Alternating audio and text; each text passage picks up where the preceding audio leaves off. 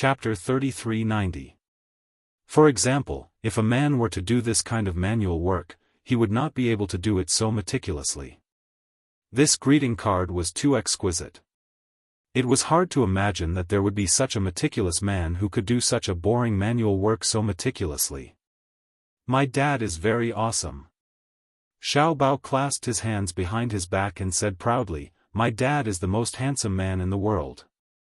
Not only is he very tall, he's also very good at everything. He's the most handsome man I've ever seen." The teacher looked at him with a smile. Children were innocent and unaffected. In a child's heart, their father had always been an imposing and sacred figure. Below the stage, a chubby boy suddenly stood up and accused, "Nonsense." Little Treasure looked at him and frowned curiously. "What nonsense are you talking about?" "Nuhan, what do you mean?" The chubby boy crossed his arms and said disdainfully, "Your dad is definitely not as handsome as my dad. My dad is the most handsome man in the world." Just as he said that, Xiao Bao was not convinced. "What right do you have to say that your dad is more handsome than my dad? My dad is the most handsome. Your dad is not." The chubby boy snorted and appeared to be very contemptuous. "My dad is famous for being a handsome man. My mom said that when my dad was young, many girls chased after him." Hearing that, the teacher could not help but laugh. In an adult's view of the world, these words were nothing more than the most innocent and pure side of a child. However, Xiao Bao took it seriously. "You're so fat, your dad should be chubby too." When the chubby boy heard that, the baby fat on his face trembled and his chubby face flushed red. He said angrily, "I'm not fat. You're fat. Big fatty, big fatty." The teacher hurriedly scolded, "Xiao Bao, don't quarrel. You're wrong to say, big fatty Nuhan." Although the chubby boy was so fat, it was because he was spoiled by his family. He did not have any taboos and had a big appetite, so it was inevitable that he would be white and fat. Xiao Bao had just transferred to the school, so he had never seen the chubby boy's father before. However, at the parent-teacher conference, the other children and teachers in the class had all seen his father. He was indeed quite handsome. Therefore, the children below defended the chubby boy and said, "Nuhan's father is indeed very handsome. But we've never seen Xiao Bao's father before." "That's right, Xiao Bao can't be bragging, right? Nuhan's father is really handsome. I've seen it with my own eyes. I just don't know why Nuhan is so fat." "Poochie," the audience whispered to each other. Xiao Bao was indignant and said angrily, "Anyway, my dad is the most handsome. I'm not bragging." The fat boy still wanted to say something, but the teacher immediately asked him to sit down. At the same time, Xiao Bao returned to his seat, temporarily calming down the situation. However, Xiao Bao, who had returned to his seat, glared at the chubby boy, neither of them willing to give in to the other. When it was time for the break, the chubby boy moved over and walked to his desk. In the past, he crossed his arms and said arrogantly, "Xiao Bao, you brag that your dad is more handsome than my dad. You have to apologize to me." "Why should I apologize? My dad is handsome. I'm not lying or bragging." Chapter 3391. My dad is the most handsome in the world. My dad is the most handsome in the world. My dad is the most handsome in the universe. My dad is more handsome than your dad. A little girl sitting in front of Xiao Bao could not take it anymore. She turned around and said helplessly, "It's very simple. Xiao Bao, the parent-teacher conference is in a few days. When the time comes, your parents will definitely come. Is Nuhan's dad more handsome or your dad more handsome? Won't we know once we compete?" Parent-teacher conference. Xiao Bao widened his eyes in shock. He remembered this. This was the first parent-teacher conference since he entered school, so he took it very seriously. However, he did not dare to tell Gu Jinglian and Chu Ho. He was afraid that they would refuse. If they did not come, he would be very sad. He did not know if his uncle would come or not. What if his mom got angry when his uncle came? The relationship between the two of them did not seem to be very good. If his mom came and his dad did not come, then Nuhan would definitely advocate that his dad is the most handsome again. Xiao Bao felt a little troubled. For the first time in his life, he hoped that his uncle and mom's relationship could be like that of an ordinary family, loving and loving. That way, he could let them attend the parent-teacher conference together. Nuhan saw that Xiao Bao was silent and seemed to be hesitating. He said proudly, "What? I think you don't dare to compete, right? I already said that you were bragging. You just had to compete with me. Who said that I don't dare to compete?" Xiao Bao imitated his posture and crossed his arms. He said angrily, "Let's compete then. Who's afraid of who? When the time comes, I'll let you see my most handsome dad in the world." "Humph. Then it's a deal." Nuhan said disdainfully, "A braggart is a big stupid pig." "I'm not a big stupid pig." Nuhan returned to her seat, and the storm came to a temporary end. The little girl sitting in front of Xiao Bao turned around and looked at the greeting card in his hand. She asked curiously, "Xiao Bao, was that greeting card really made by your dad?" Yeah." Xiao Bao scratched his head guiltily and nodded vaguely. The little girl showed an expression of admiration for the first time. "Your dad is amazing. I thought he bought this greeting card. My dad made this. Your dad is so gentle. He's willing to spend time making greeting cards with you. My dad doesn't have the patience." Baby Chu recalled how Gu Jinglian had looked like he wanted to eat him alive when he begged him to make a greeting card last night. He forced a smile and said, "My daddy is the best." After school, Chu he came to pick him up, only to see his gloomy expression. "What's wrong?" Xiao Bao shook his head, but he obviously had a heavy heart. Chu he hugged him in her arms and asked curiously, "What's wrong? What's on Xiao Bao's mind now? Aren't you going to tell me?" "Mom, the parent-teacher conference is coming soon. Will you come?"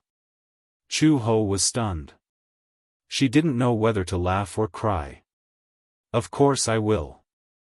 I thought it was something serious." "So it's about this?" "Don't worry. Mom will definitely attend Xiao Bao's parent-teacher conference." Xiao Bao's eyes lit up. "Really?" "Yeah."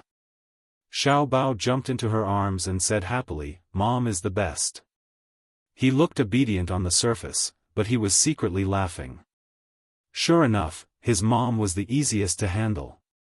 Chapter 3392. In the study. Gu Jinglian was holding a brush and writing calligraphy. Usually, when he was free, he did not have any other hobbies. He was used to writing calligraphy or painting. Just as he was concentrating, the door was suddenly pushed open. A rippling voice drifted in.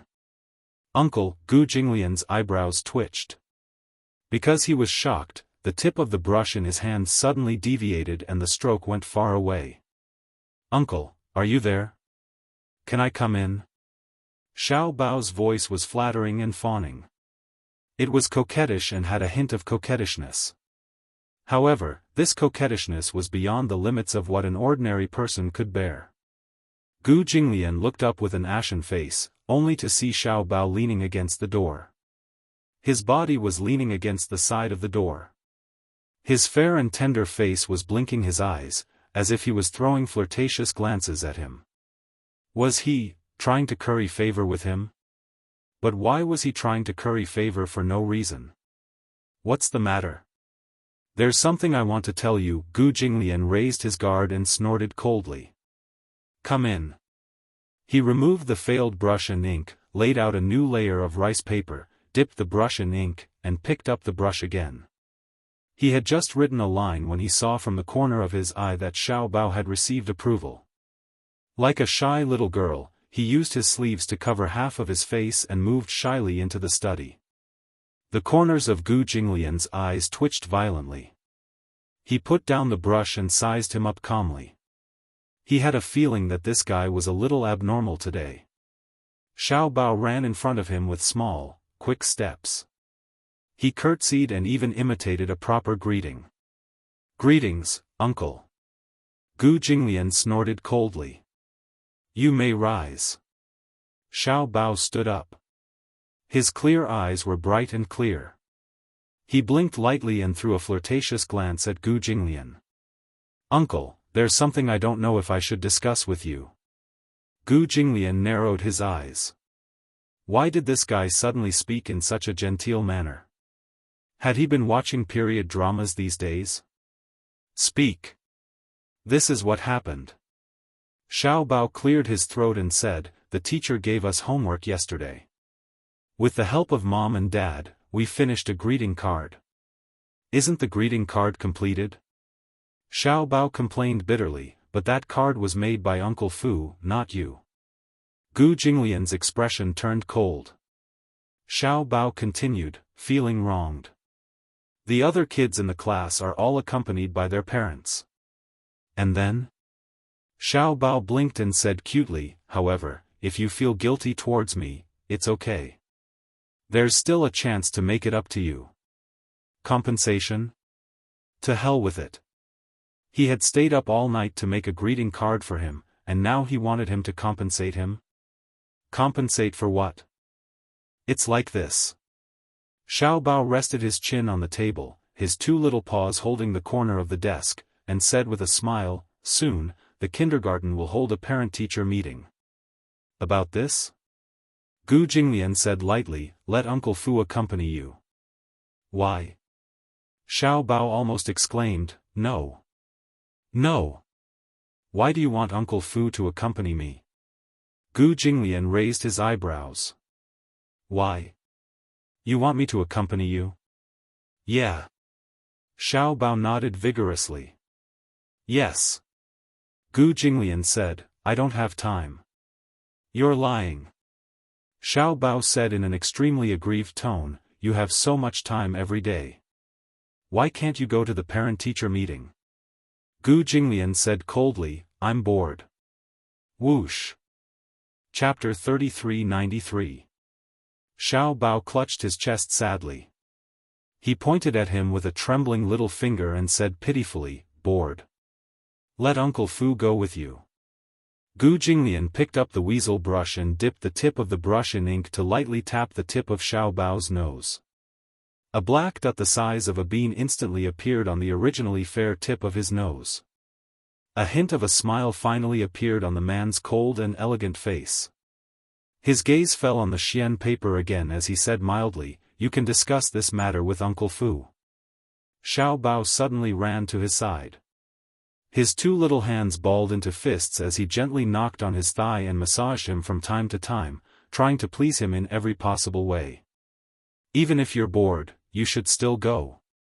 As he said this, he ran to his side again. His two little hands worked strenuously to massage his shoulders as he said energetically, "Go. Go." He narrowed his eyes. "I'm not free." Xiao Bao said bitterly, "Daddy and Mommy will always go to a child's parent-teacher conference. Uncle Fu isn't my daddy." Gu Jinglian was stunned. His heart was actually touched by this resentful remark. He looked up and his gaze fell on Xiao Bao. He saw him lying on his thigh, fiddling with his fingers aggrievedly. From time to time, he would look at him angrily, obviously sulking. Gu Jinglian suddenly snorted meaningfully. "Haven't you always called me uncle?" Xiao Bao was speechless. "How can uncle go to your parent-teacher conference?" Xiao Bao was speechless. Gu Jinglian picked up the brush and wrote a few more strokes. "Unless you change to calling me daddy, I won't go." He knew very well that Xiao Bao would never change to call him daddy. This was because this little guy seemed to be very sensitive to Chu Ho's feelings. Although this little guy was young and clumsy in everything he did, his ability to read people's expressions was very good. It seemed that because of Chu Ho, even though he knew that he was his father, he found it difficult to change the way he addressed him and call him daddy, daddy. Xiao Bao straightened his head and called out. Gu Jinglian's hand trembled, and the ink under his hand became distorted. He looked up in disbelief and frowned with a complicated expression, only to see little Treasure lying in front of the table with an excited expression. If he had a tail, he would definitely be like an enthusiastic puppy, wagging his tail continuously. If I call you Daddy, will you attend my parent-teacher conference? Xiao Bao. The corners of Gu Jinglian's lips twitched violently. When did this rascal become so unprincipled? He thought his mouth was Mouth's mouth. He didn't expect him to change. How much did this guy want him to attend the parent-teacher conference? Gu Jinglian put down the weasel brush and lazily rested his chin on his hand. He said slowly, since you want me to go so badly, then I'll spare half a day. Half a day isn't enough. The parent-teacher conference takes a whole day. Gu Jinglian was speechless. So troublesome? Okay. It's rare. This parent-teacher conference is very, very important to me. Xiao Bao swayed his little butt and put his palms together to beg him, looking very sincere. It was as if this parent-teacher conference was really important to him. Why? Because, just as he was about to say it, he suddenly thought of something. Xiao Bao suddenly pursed his little mouth awkwardly and said, "It's a secret." He couldn't tell him whose father was more handsome. Chapter 33-94.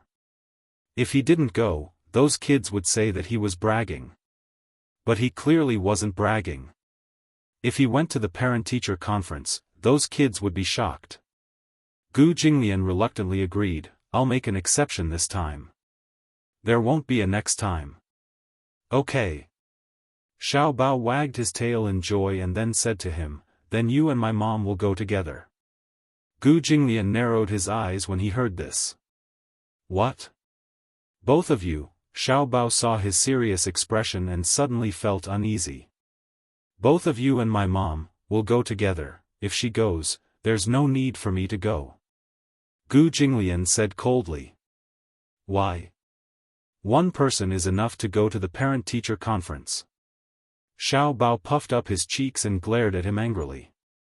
He was obviously really sad. He stomped his feet in anger and said gloomily, "I hate uncles the most." After saying that, she wiped her tears and ran away. Even though she ran far away, her miserable cries still echoed in the long corridor. Gu Jinglian's eyelids suddenly twitched violently. The next day, Xiao Bao arrived at the kindergarten. Early in the morning, he saw a group of children gathered together and excitedly passing around something that looked like a photo. Xiao Bao stuffed his little schoolbag under the table and sat down gloomily. He rested his chin on his hand and looked out of the window in a daze. When the chubby boy saw him, he immediately snatched the photo back from the child's hand. He walked to Xiao Bao's side and waved the photo in front of him. Xiao Bao looked away uninterestedly, his attitude cold. Last night, he cried himself to sleep under the blanket. When he woke up, his eyes were a little swollen. When Chu Ho asked, he only said perfunctorily that he didn't sleep well. However, only God knew how sad he was when Gu Jinglian said that he wasn't going to attend the parent-teacher conference. The chubby boy said, "I'll show you how handsome my dad is." At the side, a group of children gathered around and chattered, "I think Nuhan's father is more handsome than many of the celebrities on TV. It's such a pity that you're not a star." Exactly. If you become a celebrity, you'll definitely earn a lot of money. The fat boy turned around and said disapprovingly, "Humph. How much money could a celebrity earn? My father runs a company, and he earns a few million a month." Wow! The group of little fellows exclaimed in surprise. They were all envious of him. Nuhan's father is handsome and owns a company. He's really amazing. Xiao Bao took the photo from the fat boy's hand and glanced at it. The man in the photo was very young. The background was at the entrance of a university. He was wearing a scholar's uniform. His face was indeed somewhat handsome. However, compared to Gu Jinglian, the difference was like heaven and earth. He threw the photo aside and snorted coldly. Humph, I was wondering how handsome your father was. Anyway, he's not as handsome as my father. Bragging. The chubby boy picked up the photo from the ground and said angrily, Xiao Bao, you only know how to brag. His father is definitely not as handsome as your father. Exactly. Nuhan's father is so powerful.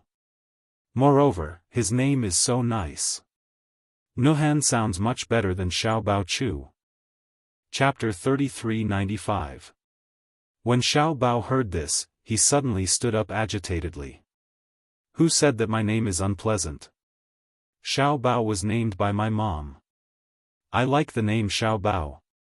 The little girl sitting in front turned around. She was a little unhappy with the chubby boy's arrogant behavior. She sided with Xiao Bao and said, Xiao Bao, didn't the teacher say that you changed your name? Gu Chengzi, I think it sounds much better than Nuhan. The group of children clamored. Then why were you called Xiao Bao Chu before? It's so unpleasant and feels so old-fashioned. Because Mom said that I was her precious baby.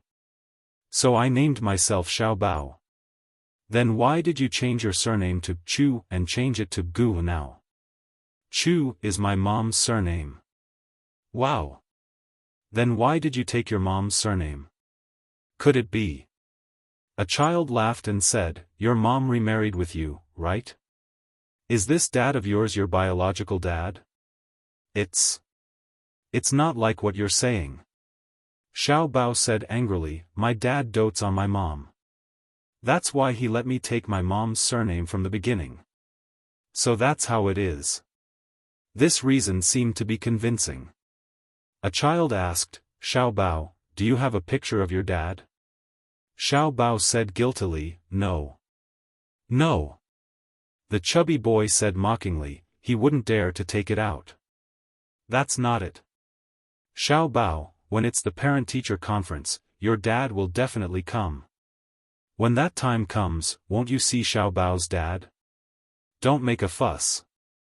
The little girl in front tried her best to defend Xiao Bao. Xiao Bao looked at her gratefully and said with a smile, thank you, Shang-er.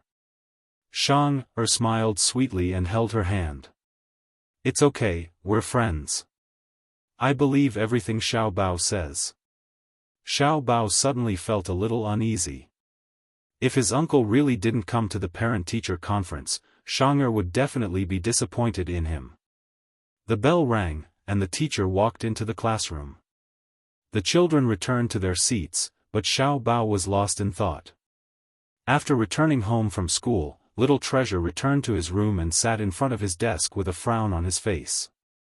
Chu Ho walked over and checked the homework assigned by the teacher for him. Seeing his disappointed face, he could not help but feel strange. What happened? She felt strange. You don't seem happy these 2 days. Xiao Bao looked at her, but looked like he wanted to say something, but hesitated. Chu Ho asked him again and again before he finally told him the truth. In class, the chubby boy had always been at odds with him, always going against him. However, there was indeed some conflict between the two children. Sitting in front of Xiao Bao was Shang-er. She was the prettiest and freshest girl in the class. Many boys in the class liked to get close to her. The chubby boy was no exception. Originally, Shang-er was the chubby boy's desk mate. However, boys of this age would mostly use tricks to attract girls' attention. They would bump into her from time to time in class, and sometimes they would secretly pull her hair. Shang-er was tired of him and wanted to change seats. Shang-er raised her hand and said that she did not want to be Nuhan's desk mate. Thus, the teacher moved her to sit in front of Xiao Bao. Xiao Bao was a gentlemanly child.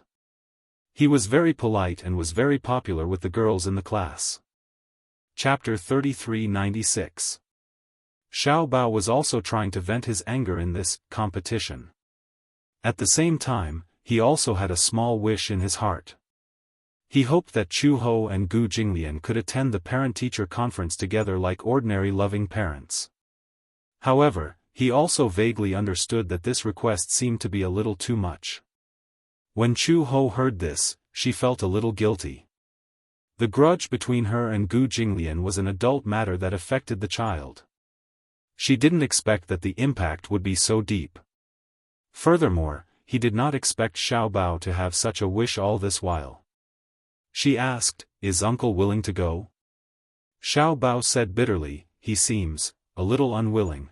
Chu Ho was stunned but didn't say anything. If Gu Jinglian was willing to go to the parent-teacher conference, even if she was unwilling, she would play the role of Mrs. Gu for Xiao Bao's sake. However, if Gu Jinglian wasn't willing, she couldn't force him to do anything. At night, Gu Jinglian was sitting in the study reading a book. Uncle Fu walked in and helped him put away the ink, paper, and inkstone. "Is that guy asleep?" Fu Bo nodded. She cried for a while and fell asleep with Red Lotus. Cried? Gu Jinglian looked up with a puzzled expression. "What's the matter now?" "It's about the parent-teacher conference." Gu Jinglian was a little puzzled. "It's just a parent-teacher conference. Why does he care so much?" Uncle Fu cleared his throat and coughed. According to the little guy, he made a bet with a boy in class. "A bet?" "Yes." Xiao Bao said that the boy wanted to compete with him to see whose father is more handsome. Gu Jinglian was speechless. So this was the reason? He was speechless. "Old master, why don't you spare a day to accompany the little guy to the parent-teacher conference?" Gu Jinglian said in a low voice, "You know that I can't show my face easily." Uncle Fu was put in a difficult position. Indeed. With old master's status, it was indeed not easy for him to appear in public. When he went out, he was accompanied by a group of bodyguards. It was not for the sake of appearances, but because with his identity, if he appeared in public, it would be easy for other forces to assassinate him. The Gu family had a reputation and prestige in the capital. Although they had cleaned up some of their businesses over the years, they were still the most prosperous family in the underworld. A tall tree attracts the wind, and it's lonely at the top. Every trip was accompanied by the danger of being assassinated. Therefore, when Gu Jinglian went out, he was always accompanied by more than 10 bodyguards. If such a large group appeared on campus, it would inevitably be inappropriate. But the little guy cried for a long time, as if he was very sad. Even I felt sad when I saw that. Uncle Fu nagged, "It's only a day. When the time comes, I will send people to ambush in the dark to protect old master. Moreover, if Red Lotus is by your side, you can pretend to be husband and wife with her. If you meet with an accident, she can protect you with her skills. I'm not worried about myself." Gu Jinglian put down his book and said coldly, "I'm afraid that the child will be hurt. Don't worry about that. I will send people to clear the area in advance. I will send people to patrol a few miles around the school." "Okay." Gu Jinglian said lightly, "Then you can arrange it for me." Uncle Fu was overjoyed when he heard this. "Old master, do you agree?" "What else?" Chapter 3397. Soon, the notice for the parent-teacher conference was sent out. However, Xiao Bao crumpled it into a ball and threw it into the bin. Anyway, his uncle wouldn't come. He had made it clear that day that he found it troublesome and boring, so he definitely wouldn't come. This was nothing more than a piece of scrap paper. Thus, he didn't take this matter to heart anymore. For the past few days, the little guy had been sulking. Uncle Fu naturally didn't tell him about this and wanted to give him a surprise. On the day of the parent-teacher conference, Uncle Fu went to wake Xiao Bao up. Xiao Bao sat up in bed and rubbed his eyes. Then, he saw Uncle Fu holding a brand new kindergarten uniform in front of him. Uncle Fu smiled and said, "Little master, today is the parent-teacher conference. Change your clothes and quickly get up to wash your face and brush your teeth." It would have been better if he hadn't said that. Once he said that, Xiao Bao's fair and tender little face immediately wrinkled up. He pouted his little mouth bitterly, and his eyes looked as though they were about to rain. Seeing this, Uncle Fu hurriedly sat by the window and looked at him in confusion. "Sweetheart? What's wrong? Don't cry, don't cry. What parent-teacher conference?" Xiao Bao's tender and childish voice was full of resentment. "Uncle isn't going. He's a big baddie. I've already begged him so pitifully, but he didn't give me any face. I invited him to my parent-teacher conference, but he looked unhappy. What's the point of the parent-teacher conference if he doesn't go?" As he said that, he rubbed his eyes again, feeling wronged, and the rims of his eyes turned red. Uncle Fu's heart ached and he coaxed him, "Oh, don't cry, don't cry. Who said that old master isn't going? Be good, don't cry. Don't worry, old master will definitely accompany little master to the parent-teacher conference. Don't worry. You're lying." Xiao Bao complained sadly, "Uncle won't go." "Who said so?" "Uncle said it himself." That day, he had already made it very clear. He won't go. Because the parent-teacher conference is boring and uninteresting, he won't go. Uncle Fu immediately hugged him and shook him. "Nonsense. Old master obviously went. He's already up and downstairs for breakfast in the dining room." "Really?" Xiao Bao's eyes widened in shock. There were still tears in his eyes. He quickly put on his clothes. His tie was still undone and his jacket was crooked. He rushed downstairs anxiously and staggered to the dining room. He was surprised to see Gu Jinglian sitting in the dining room, eating a sandwich and casually flipping through the newspaper. Hearing footsteps, Gu Jinglian's voice, "He." Xiao Bao's lips suddenly trembled violently. He was excited, and his eyes were brimming with tears. He felt inexplicably moved, and all of a sudden, he threw himself into his arms and hugged his thigh tightly. "Uncle!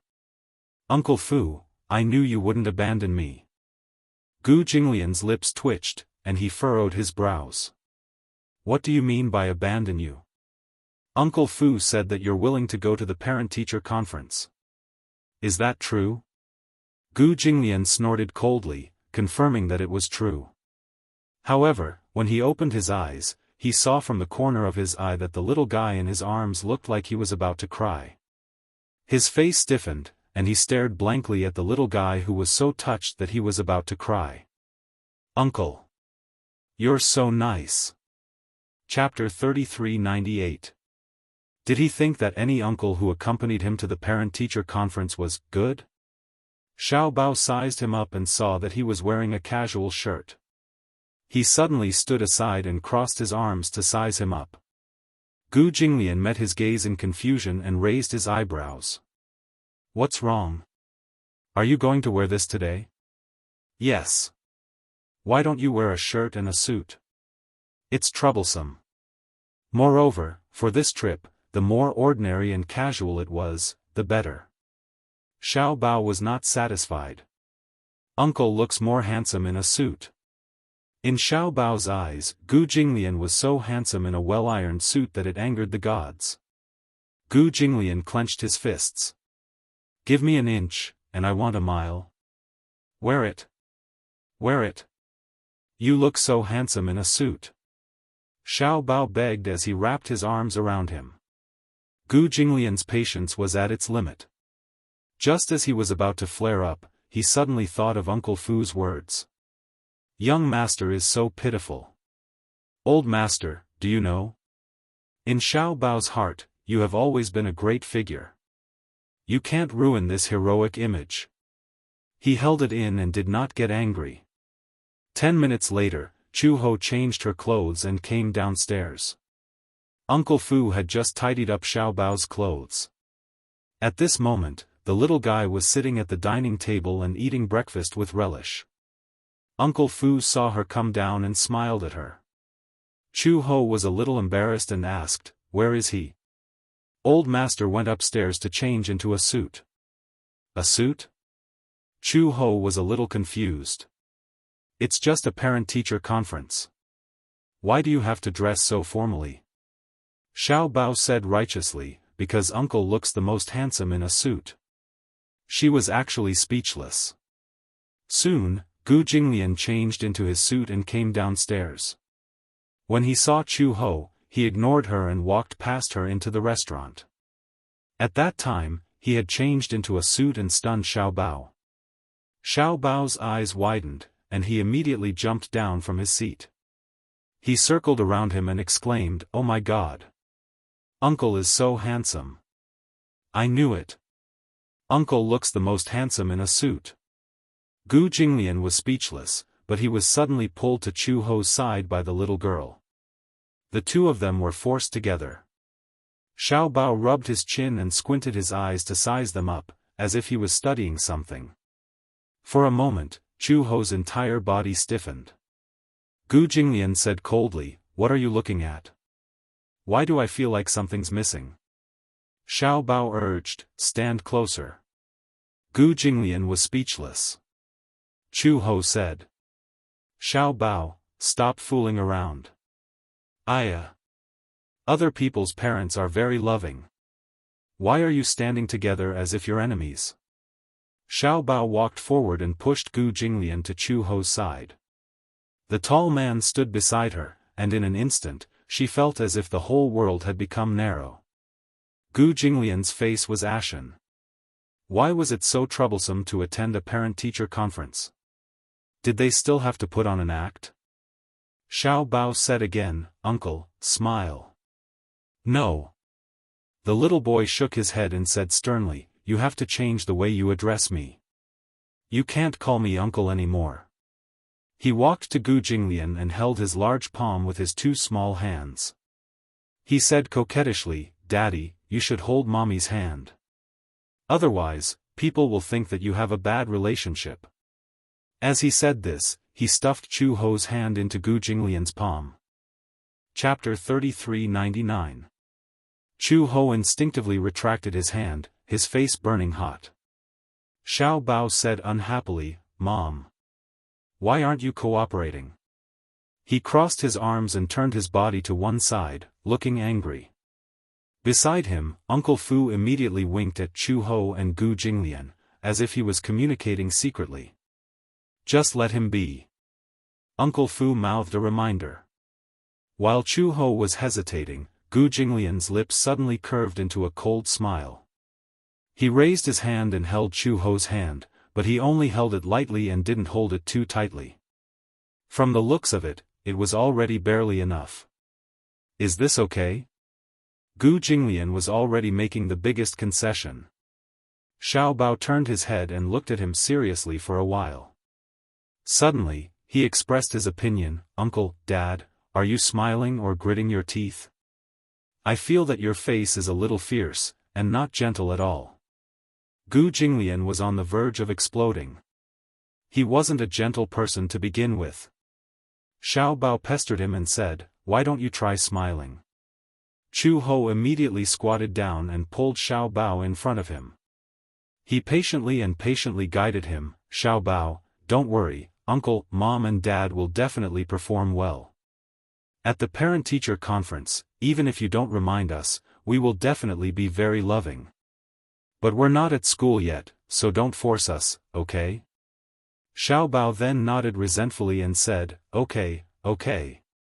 He was already very satisfied that Gu Jinglian was willing to go to his parent-teacher conference with his mother.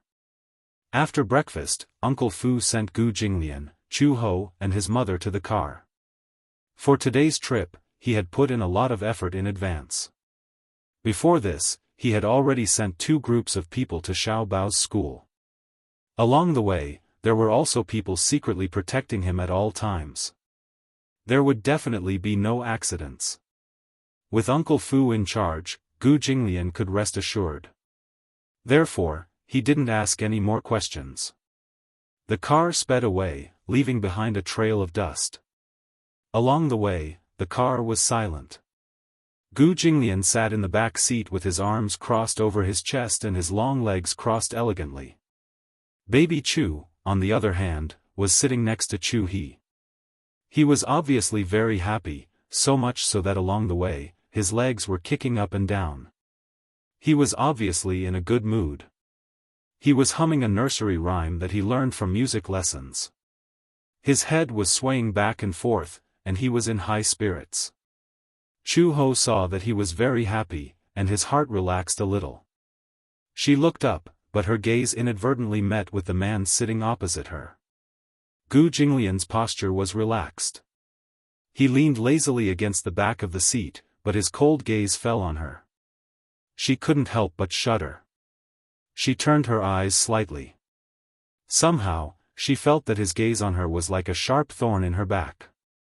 It was already late when they arrived at the entrance of the kindergarten. There were all kinds of expensive cars parked at the entrance. All the students who enrolled in this kindergarten came from extraordinary families. They were either rich or respectable. The car stopped steadily at the entrance of the school. Gu Jinglian carried Xiao Bao and got out of the car. Chu Ho carried Xiao Bao's school bag and also got out of the car. She had just closed the car door when she suddenly felt that her hands were empty. She turned around in surprise and saw that Gu Jinglian had taken his school bag. He carried Xiao Bao in his left hand and held his school bag in his right. When Chu Ho saw this, she immediately said, "Let me carry Xiao Bao." "No need." Gu Jinglian turned around and slowly entered the school with the crowd. Chapter 3400. As he passed by, the other students looked at him in surprise as he walked toward the school gate. It was not because of his stunning good looks, but because of the aura he exuded. It was inviolable, sharp, and had an inviolable elegance. Oh my God! Is this man a parent too? He's so handsome. He was born with a celebrity face. No way. He's so young. I can't tell that he's already a father. Also, did you notice that he looks like a celebrity? I remember now. Is that celebrity called Gu Xingzhe? Now that you mention it, I noticed it too. They do look alike. But their auras are different. Comparisons are odious. They're both children in the middle class, but look at mine. His belly is so big.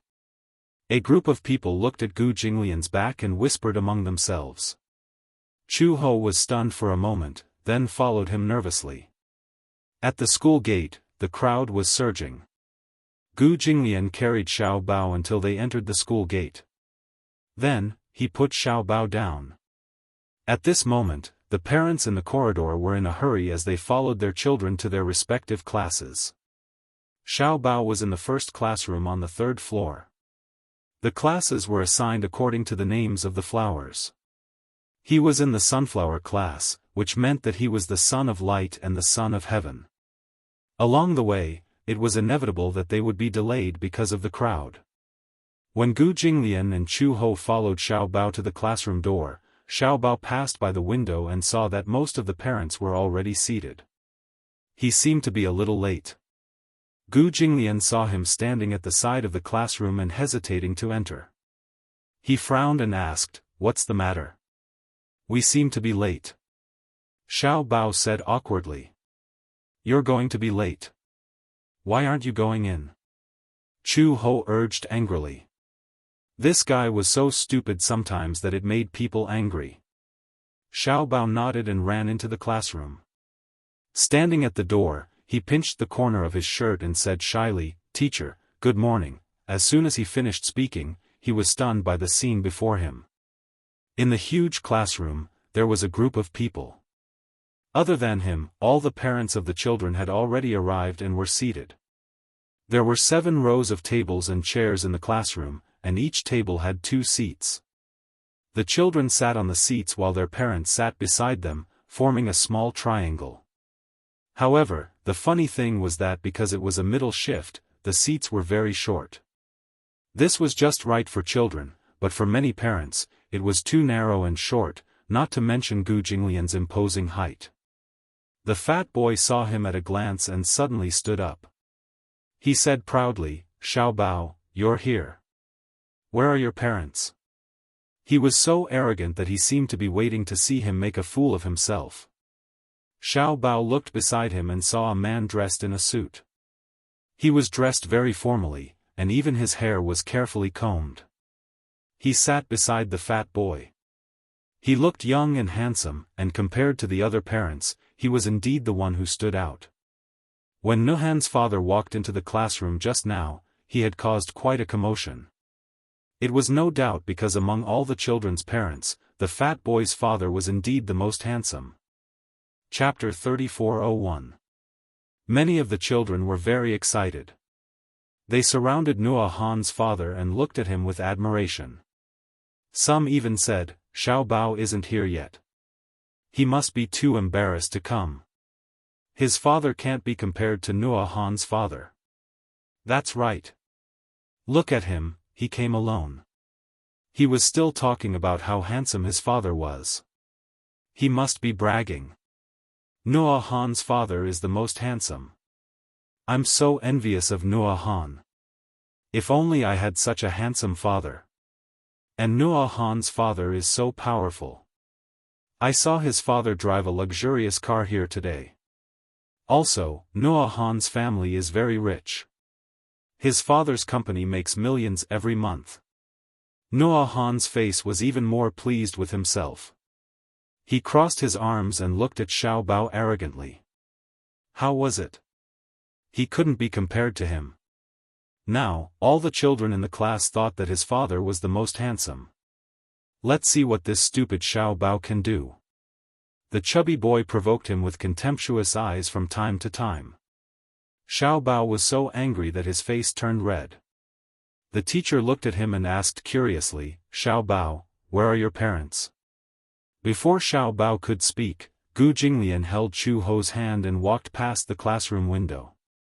His tall and slender figure attracted the attention of all the parents and children in the class immediately. Some of the children stared at him with their eyes wide open. Many of the parents were also shocked. This man was really too tall. Just by looking at him, he was about 1.9 meters tall.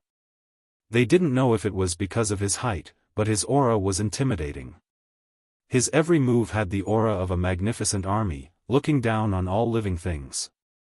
Gu Jinglian and Chu Ho walked to the door and stood behind Xiao Bao.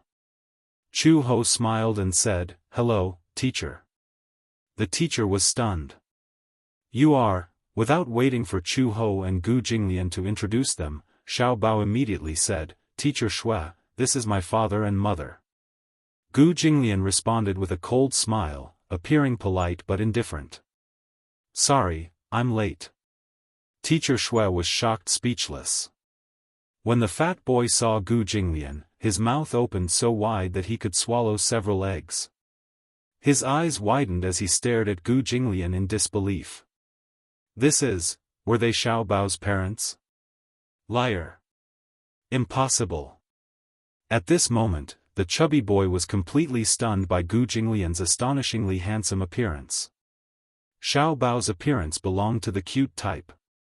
Therefore, the chubby boy had imagined what Xiao Bao's parents looked like, but he never would have thought that Xiao Bao's father would be so handsome. Gu Jinglian's facial features were more feminine. His facial features were cold and elegant, but they carried a kind of invasive beauty. However, his facial features were very handsome and upright. He had sword-like eyebrows, phoenix eyes, a high nose bridge, and thin lips. This was a beauty that could destroy the world. It had nothing to do with gender. Even if it was a man, in front of such an arrogant man, they would feel ashamed of their inferiority. This kind of man was not usually seen in real life. He could only be seen on television. However, even Gu Xingzi, who was once known as the beauty of the century, would pale in comparison to him. If the two of them stood together, it would be difficult to tell who was better. Chapter 34:02. Gu Xingzi was a rare beauty in the entertainment industry. It was a pity that he had passed away at such a young age. However, this man's eyes and eyebrows bore some resemblance to Gu Xingzi's. The most outrageous thing was that this man was shockingly young. Just by looking at his face, one could tell that he wasn't even 28 years old. And the woman standing next to Gu Jinglian was Xiao Bao's mother. Perhaps with Gu Jinglian in front of her, the second look at her was not as stunning as before, but she was definitely a woman with delicate features. Her eyebrows had a heroic spirit that ordinary women didn't have. Her facial features were beautiful but serious. Although she tried her best to appear gentle, as someone from the Interpol, she had a dignified aura that couldn't be ignored. Teacher. Xiao Bao saw that Teacher Shui was still in a daze and tried to call out to her a few times. Teacher Shui came back to her senses and immediately said, "You must be Xiao Bao's parents. Please return to your seat. The parent-teacher conference is about to start." Gu Jinglian held Xiao Bao's hand and returned to their seats with Chu Ho under everyone's shocked gazes. After Xiao Bao sat down, Gu Jinglian and Chu Ho ran into some difficulties.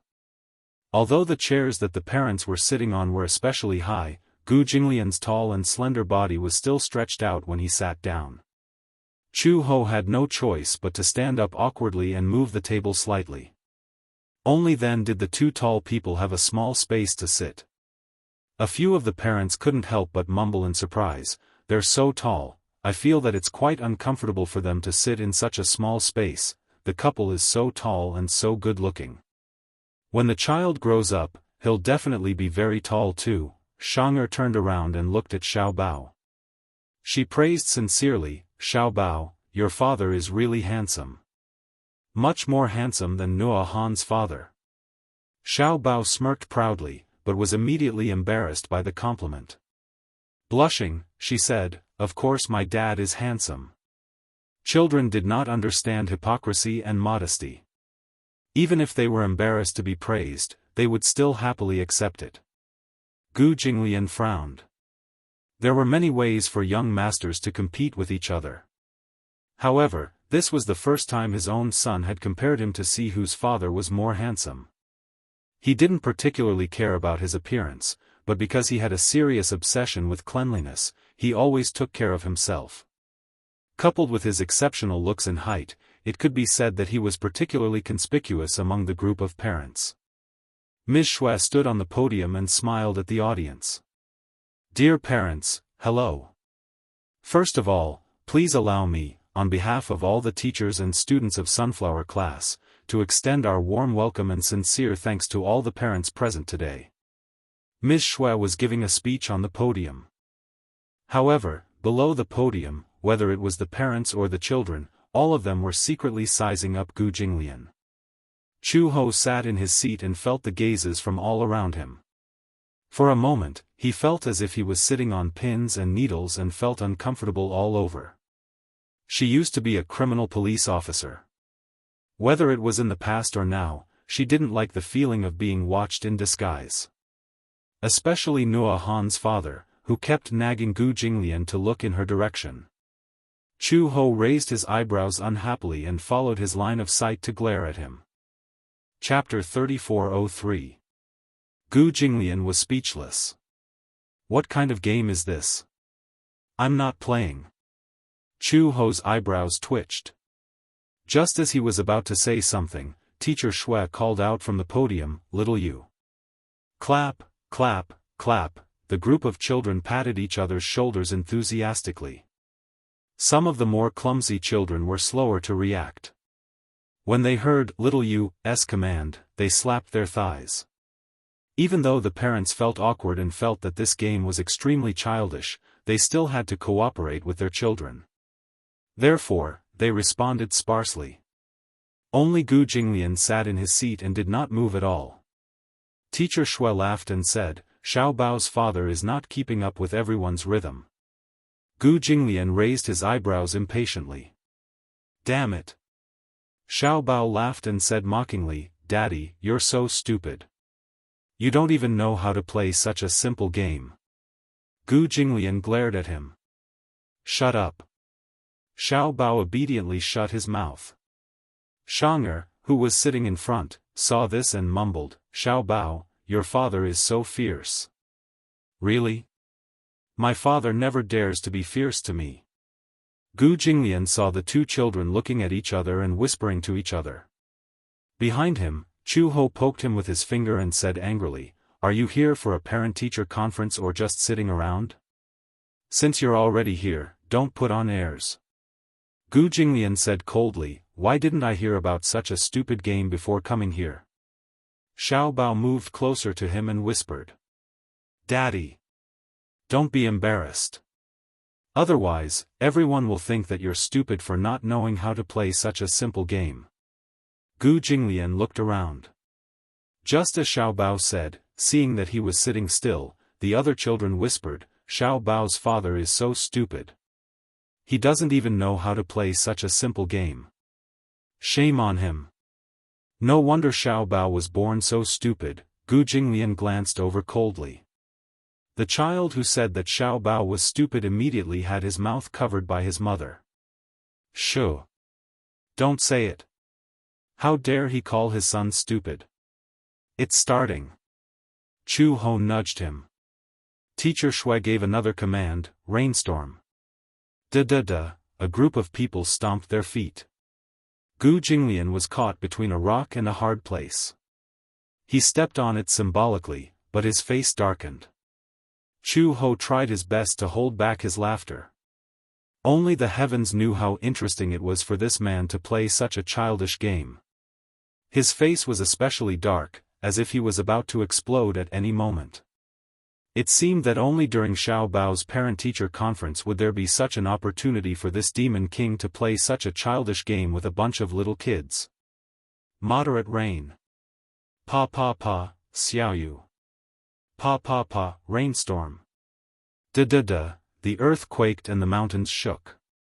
During the break, Gu Jinglian leaned against the wall in the corridor with an ashen face. His almond-shaped eyes were gloomy. Xiao Bao stood pitifully beside him and said innocently, "All right. Daddy, don't be angry. Next time, I won't let you play such a boring game." "There won't be a next time." The chubby boy pulled Li Xianlai to the corridor and saw Xiao Bao hugging Gu Jinglian's long legs. The chubby boy pointed at Xiao Bao and said, "Daddy, that's him. His name is Gu Chengza. He's been bullying me."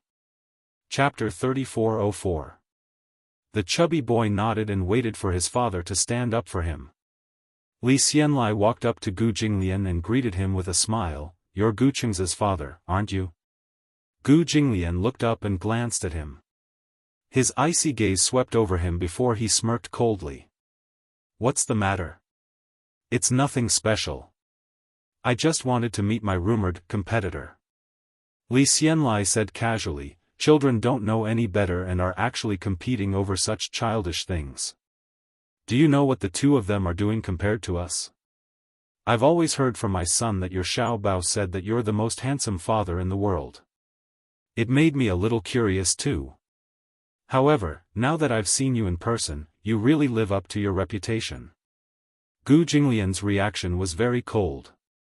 He was a man of few words, so he didn't respond to Li Xianlai's greetings and only smiled coldly. It was obvious that he didn't care. As a result, Li Xianlai was extremely embarrassed and couldn't find a way out. His expression suddenly became a little unhappy. Usually, in the company, it was only his subordinates who complimented him. He didn't care about other people's expressions. Li Xianlai purposely picked on Gu Jinglian not only for his son's reputation, but also for his own reputation. He said, "I don't think I've heard you mention before. What do you do for a living?" Gu Jinglian said coldly, "That's not for you to ask about." Li Xianlai suddenly felt suffocated again.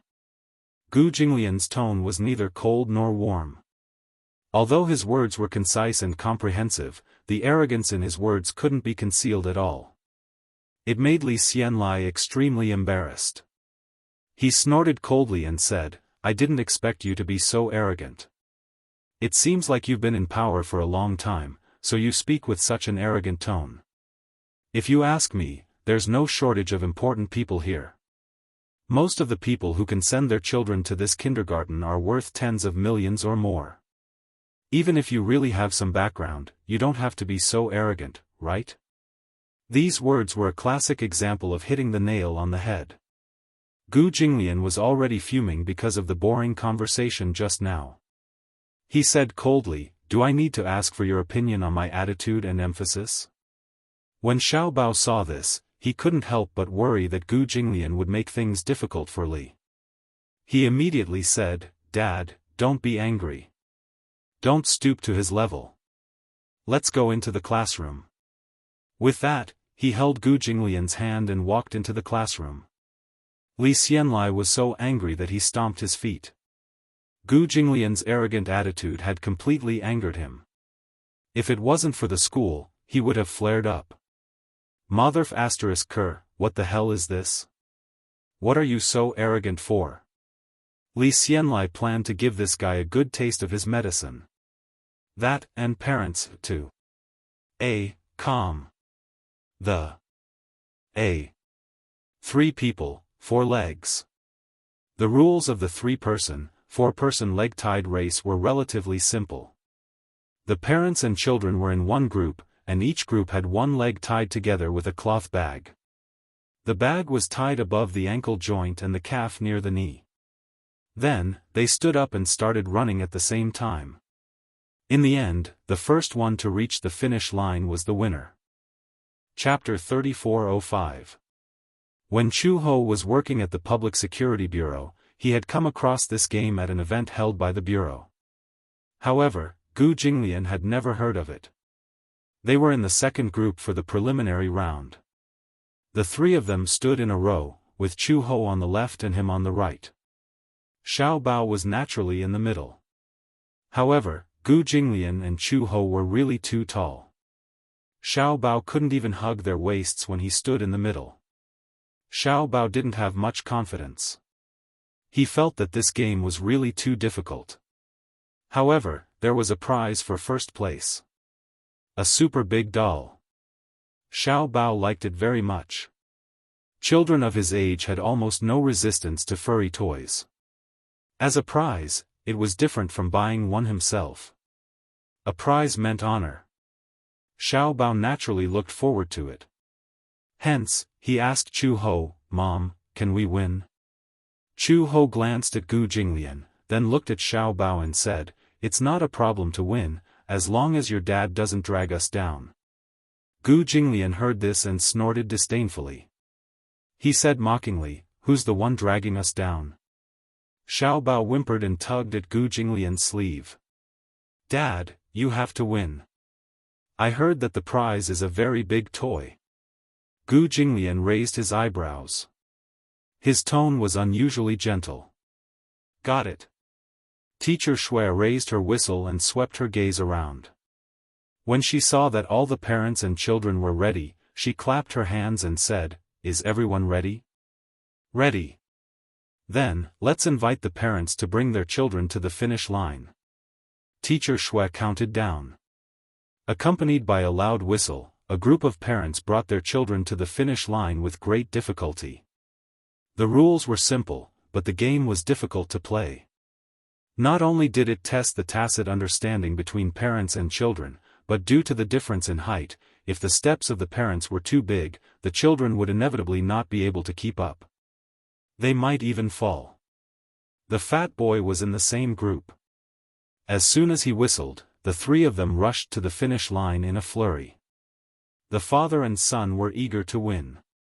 When they were close to the finish line, their steps were hurried and they dragged the little fellow down with them. They were in quite a sorry state. In the beginning, Gu Jinglian could not coordinate with Chu Ho. The 2 of them carried Xiao Bao and stumbled. The main reason was that Gu Jinglian was too tall, which became his biggest disadvantage. He had always been arrogant, so it was impossible for him to cooperate with Chu Ho. Chu Ho tried to cooperate with him. In the end, he barely managed to reach the finish line in second place in the group and entered the finals. Xiao Bao cheered, feeling that he was one step closer to victory. However, Chu Ho despised it to death. "You're so clumsy." Gu Jinglian was originally at a disadvantage. His desire to live had been aroused, so he was a little unhappy. When he heard her say that, his expression became a little dangerous. "Who are you calling clumsy?" I said, Mom is talking about me. Xiao Bao stood between them and said with a head full of cold sweat, Mom must be saying that I'm clumsy. Gu Jinglian was speechless. Chu Ho was speechless. Xiao Bao complained, sigh, it's all my fault. I'm so clumsy that I dragged you guys down to get first place. Don't stumble in the finals. Chu Ho said, otherwise, Xiao Bao's first place will be gone. Gu Jinglian said, don't worry. Chapter 3406. When they were preparing for the finals, Gu Jinglian tied up his legs. Suddenly, he thought of something and hugged Xiao Bao's shoulder. With his lift, Xiao Bao was lifted up a little and was almost lifted into the air. When Chu Ho saw this, he immediately understood his intention and hugged Xiao Bao's other shoulder. The two of them were carrying Xiao Bao in their arms.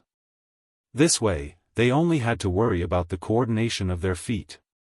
Gu Jinglian said, I'll use my right leg first, you use your left leg first. Chu Ho nodded and said, okay.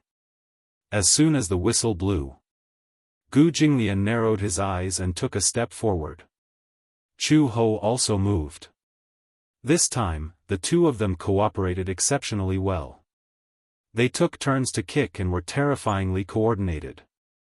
The group of people watched as the two of them instantly left the team behind them more than 10 meters behind and strode towards the finish line. In the end, the two of them felt that walking was too slow and actually started running. They approached the finish line like a whirlwind. Oh my God! Look at them, they're actually carrying the child. They're so strong. Some parents wanted to imitate them, but the men were fine. However, most of the mothers could not lift their children. Instead, they were flustered and embarrassed.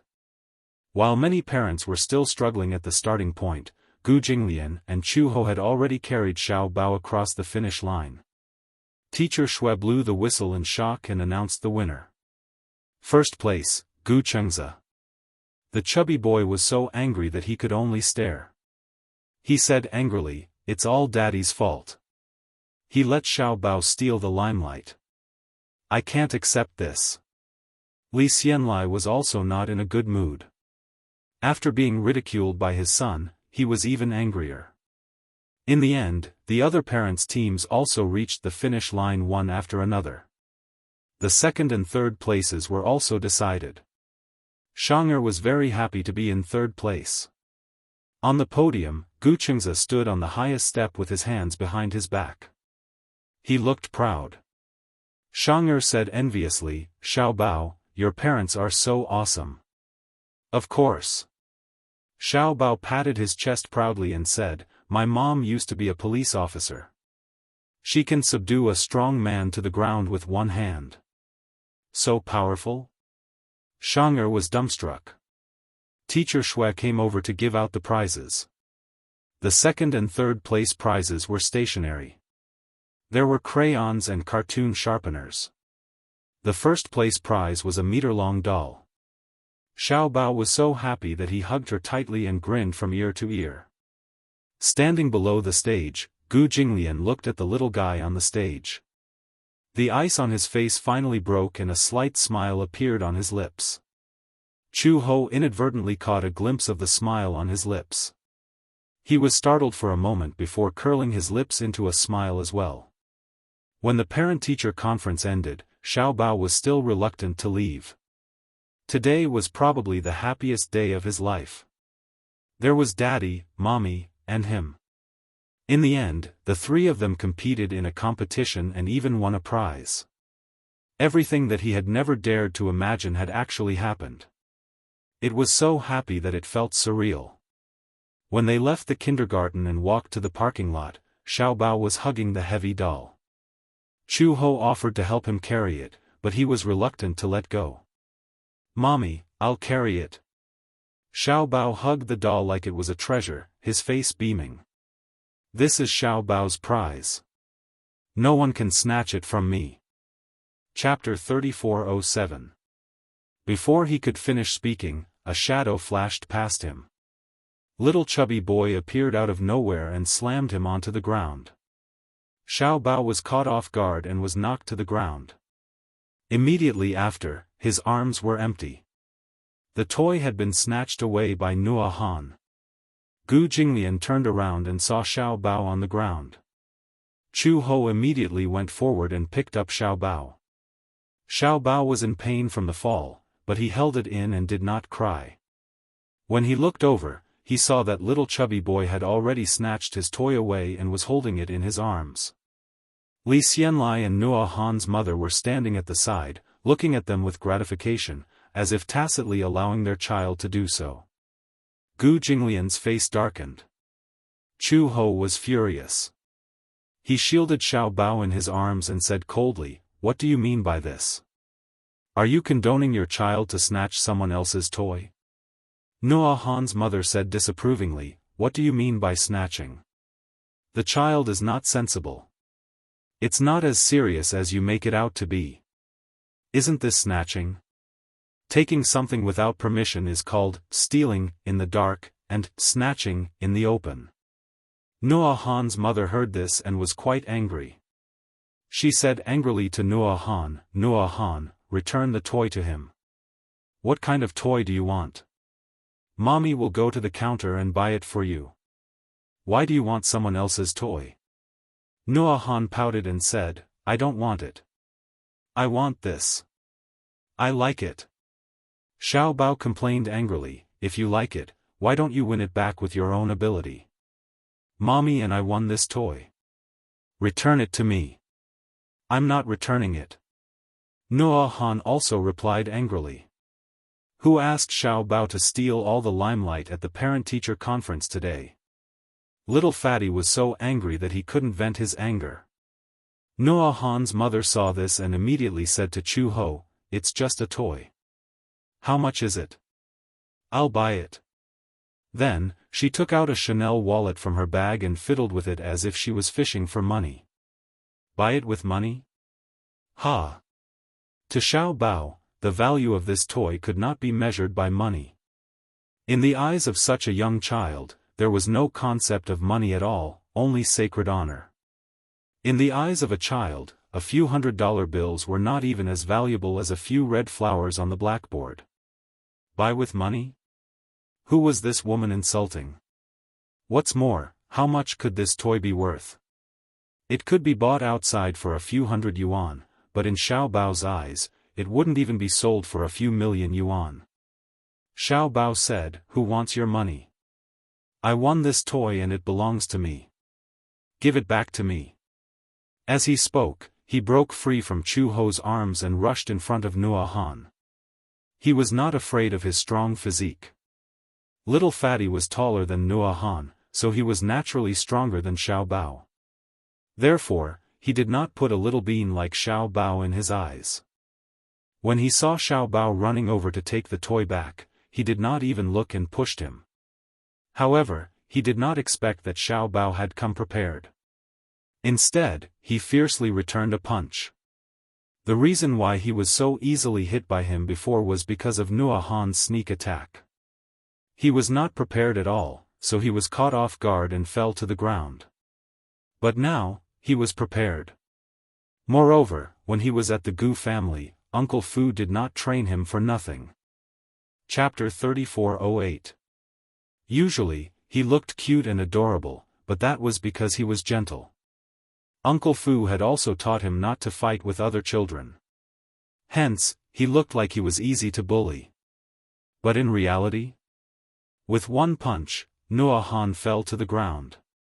Taking advantage of this moment, Xiao Bao reached out to grab the toy in his arms. Seeing that his precious son was being bullied, how could Li Xianlai let it go? Thus, he walked over and stretched out his leg to kick Xiao Bao. Fighting between children was a matter between children. As an adult, he could only stop it. But not only did Li Xianlai intervene, he even wanted to kick Xiao Bao. How could a child's strength be compared to an adult's? Before Chu Ho could react, Gu Jinglian had already strode forward, grabbed Li Xianlai's collar, and pulled him in front of him. You're asking for death. He threw a punch and directly knocked Li Xianlai to the ground.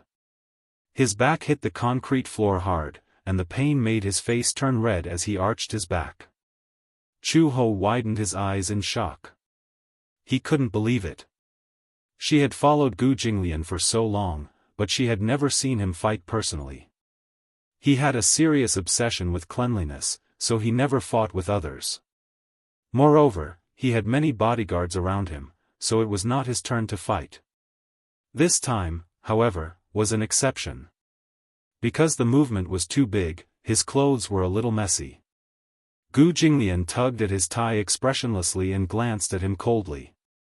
Beside him, Noah Han was so scared that she cried. Noah Han's mother pointed at her angrily and said, "Why are you hitting people?" She directly pointed her finger at him with her head held high, but this really violated his taboo. He hated it when people pointed at him with their fingers. Gu Jinglian said coldly, "I don't hit women." Chu Ho smiled coldly and walked forward. She grabbed Noah Han's mother's outstretched finger and twisted it gently. With a crack, the finger was broken. Noah Han's mother knelt on the ground weakly. Her face was contorted in pain, and she cried herself hoarse, as if she wanted to use her cries to attract others. When the fat boy saw this, he cried even louder. However, even though the mother and son were crying so hard, no one approached them. The huge parking lot seemed to be isolated from the rest of the world. Little did they know that Gu Jinglian's men had already sealed off the parking lot. All the parents were blocked outside and could not enter. Moreover, they did not know what was going on. Gu Jinglian walked in front of Li Xianlai expressionlessly. He lifted his long legs in disgust and lifted Li Xianlai's chin with the tip of his leather shoes. His cold gaze swept over Li Xianlai. "You, what are you doing?" Li Xianlai was frightened by the cold sharpness of his body. He had never seen a man with such a terrifying aura. Gu Jinglian hated his face. He kicked his face to the side and said coldly, "You spoil my appetite." "What did you say? If you don't know how to discipline your child, do you need my help?" Gu Jinglian said casually, "By the way, I'll teach you some rules." "What do you mean?" "I don't like to talk nonsense with people." "It's fine if you don't understand." Gu Jinglian squatted down and carried Xiao Bao in his arms. He stood up and said to Chu Ho, "Let's go." Chu Ho nodded and followed him into the car. Chapter 3409. Li Xianlai was still confused. He looked in the direction of his departing figure and saw Gu Jinglian carrying Xiao Bao and getting into a Rolls-Royce Phantom with Chu Ho. He recognized the limited edition Phantom, which was worth tens of millions. However, he realized that the license plate of the car was actually 5/8. He still remembered that this special license plate was not something that could be measured by money. Without a special background, it was impossible to get such a license plate number. The Phantom slowly drove out of the parking lot. A number of black Audi A8s followed behind and escorted them away. Li Xianlai was speechless. He did not know who this man was. How could he travel in such a grand manner? Could it be that he really had an extraordinary background? Not long after the car left the parking lot, Li Xianlai did not have time to comfort his wife and children when he saw a group of men in suits coming over. He subconsciously protected Nuhan in his arms, only to see them pass by him and walk towards his car. He had specially driven a Porsche over today. It was worth millions. This car was even bought with a mortgage. However, he saw the men in black suits surrounding the car. Although they were unarmed, their aggressive posture made Li Xianlai extremely nervous. "What are you doing?" Just as he finished speaking, he heard a voice. "Smash it." Li Xianlai sucked in a breath of cold air and immediately rushed over, only to see a few men in black facing his Porsche, ruthlessly kicking. These people were all well-trained fighters. Not to mention that they were unarmed, even a casual punch from them was enough to shatter his car window. "Stop." Li Xianlai was so anxious that his eyes were about to burst. He rushed over, only to see the men kicking and punching the car door and bumper into pieces. A few places were dented. The car window shattered into snowflakes. Some of them even exploded. The windshield wipers were also broken. Even the glass was smashed beyond recognition. Two men rushed over with iron rods in their hands and started smashing the car. Nuhan's mother was so frightened that she screamed. Li Xianlai was so anxious that he stomped his feet. However, due to the large number of people, he did not dare to stop them. He could only watch helplessly as they smashed and smashed his beloved vehicle.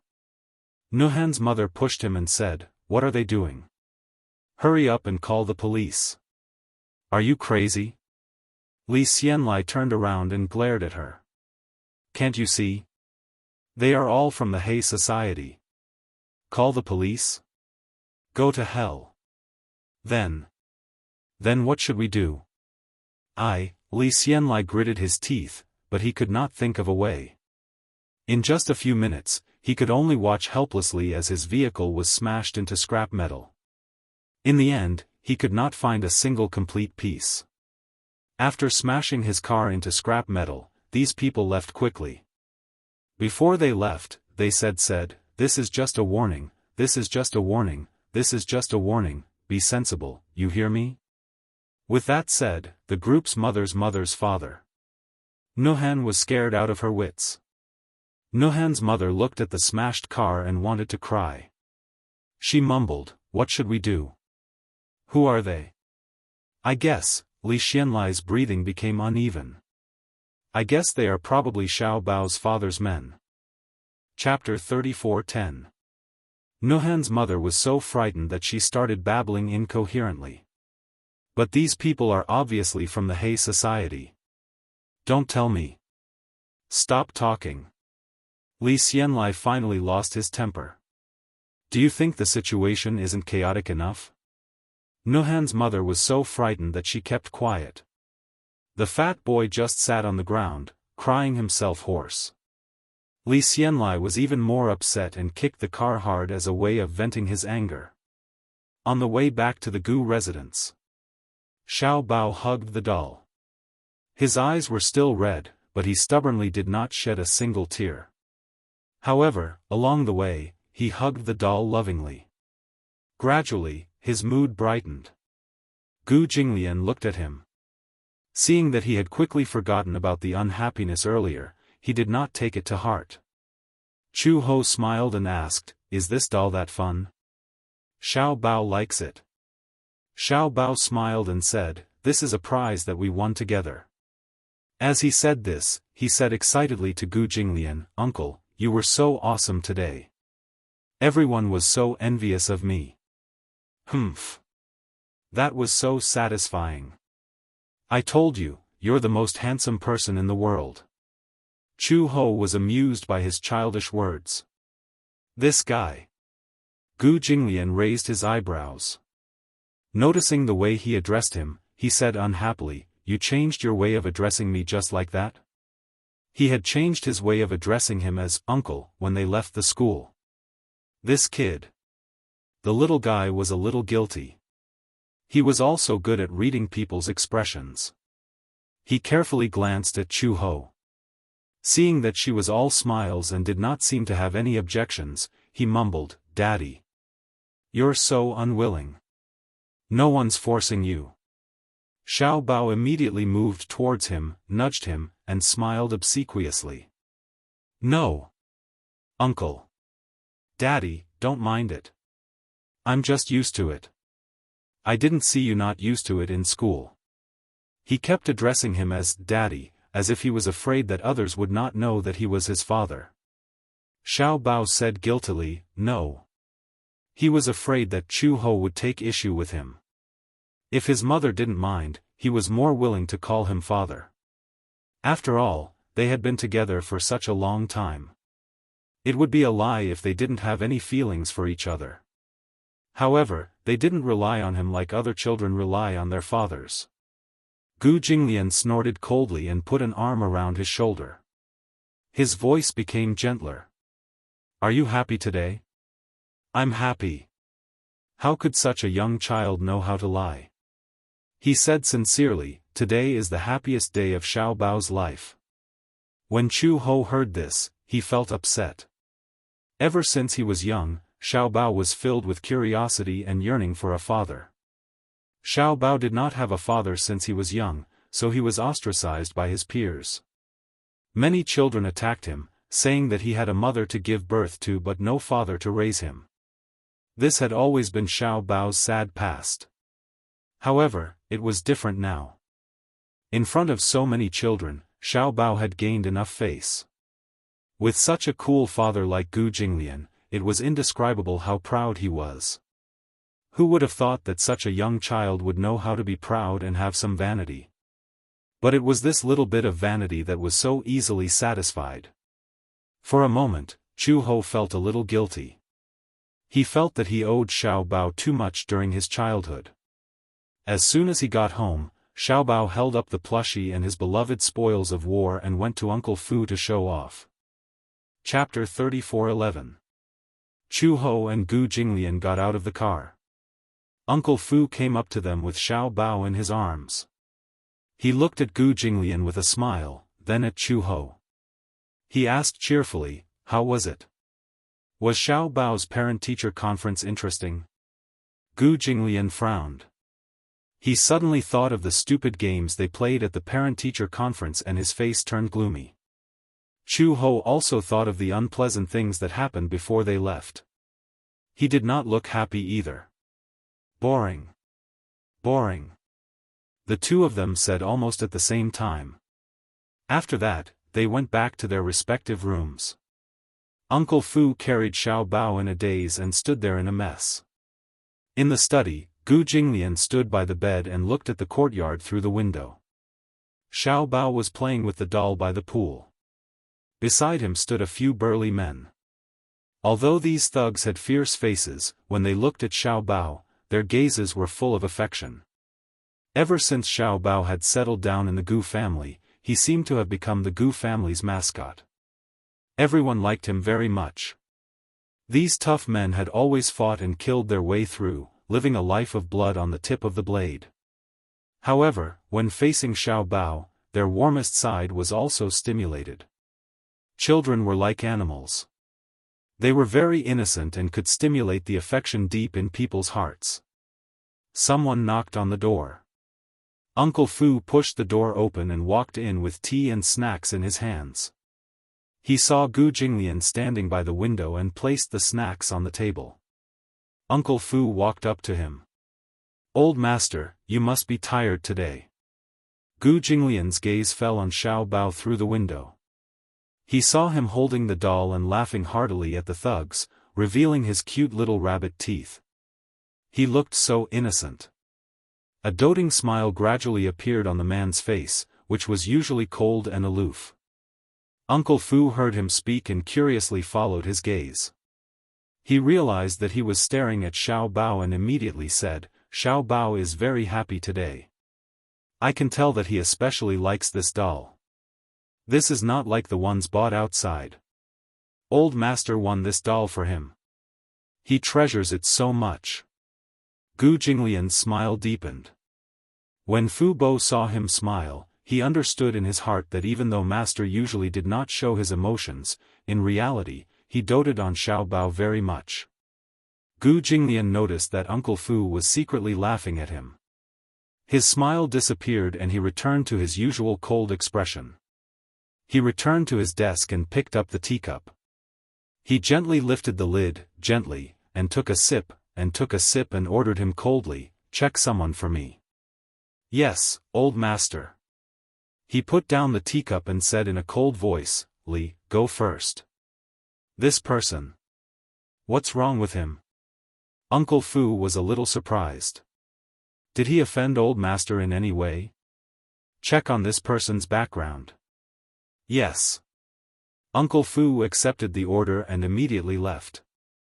In the middle of the night, Gu Jinglian finished his work and was about to go to bed after taking a shower. He suddenly thought of something and groped his way to Xiao Bao's room. However, the room was cold and empty. Under the moonlight, he saw that there was no one on the bed. Xiao Bao was not in his room. He left the room and passed by Chu Ho's room. He stopped in his tracks and turned around.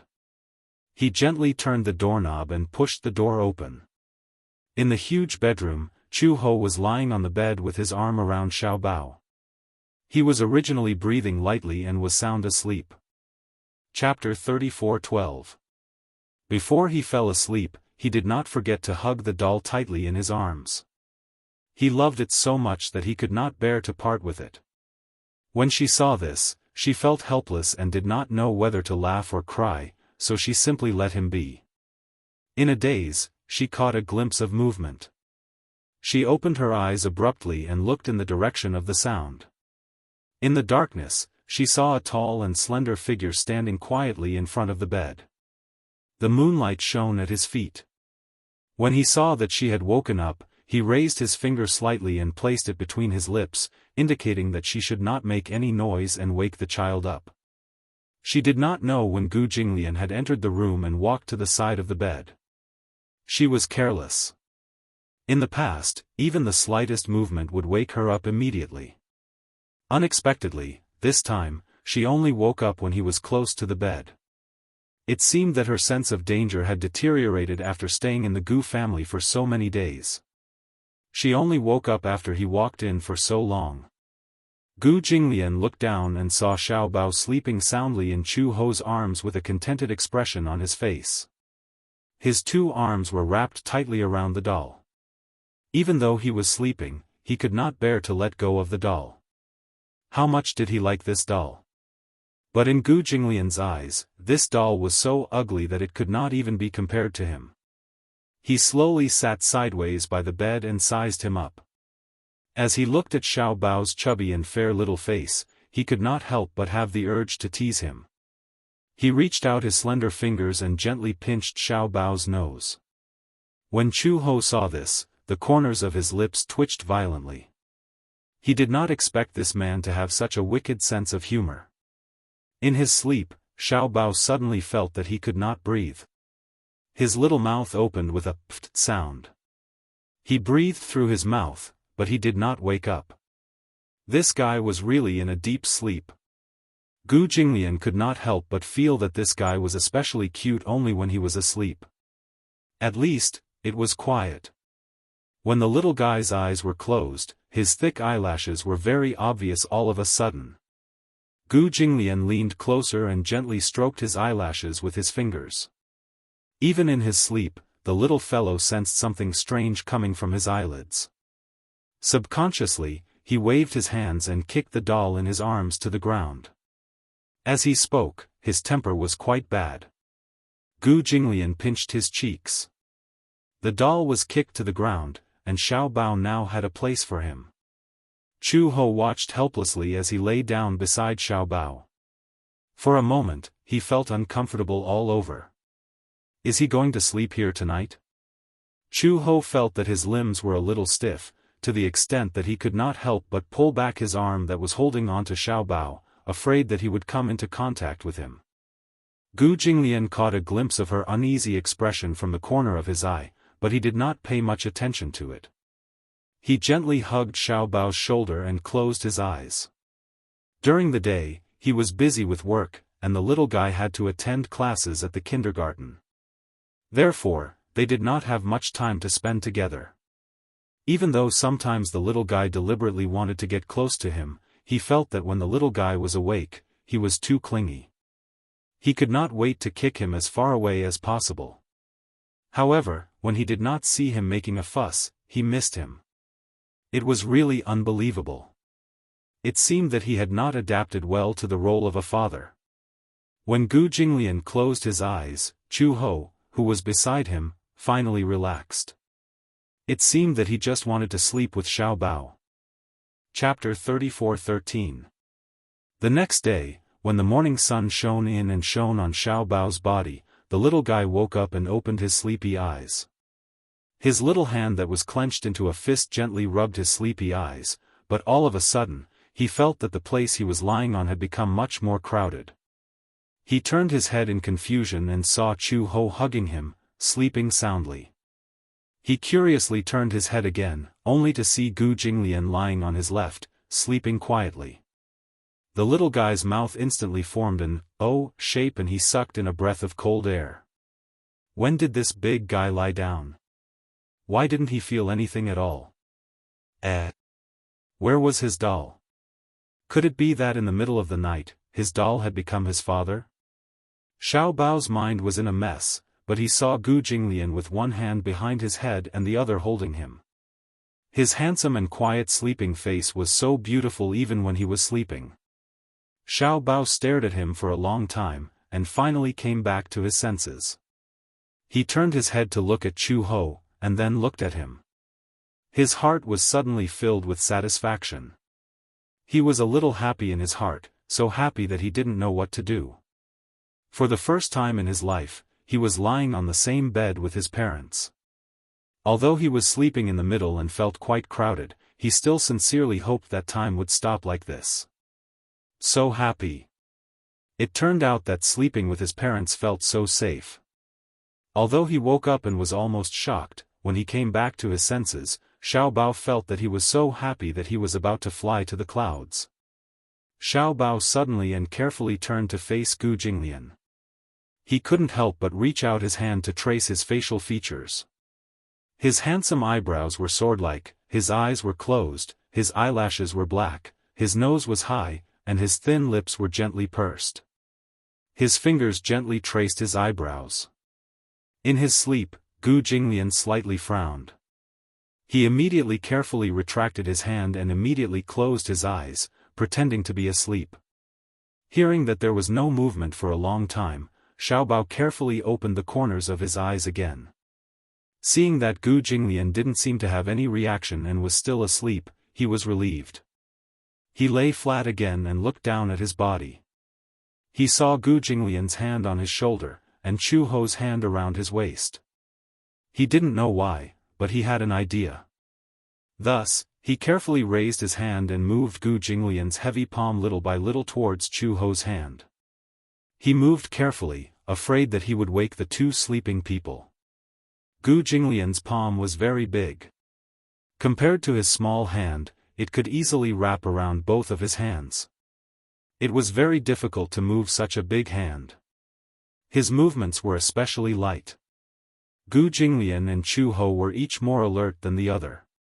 If he moved slightly more, it would be easy for them to wake up. When he got closer, he lifted Gu Jinglian's hand and gently placed his large palm on the back of Chu Ho's hand. In this way, their hands overlapped. Xiao Bao was extremely happy. His little face was red as he covered his mouth and laughed secretly. Ah, if only Daddy and Mommy were really so loving.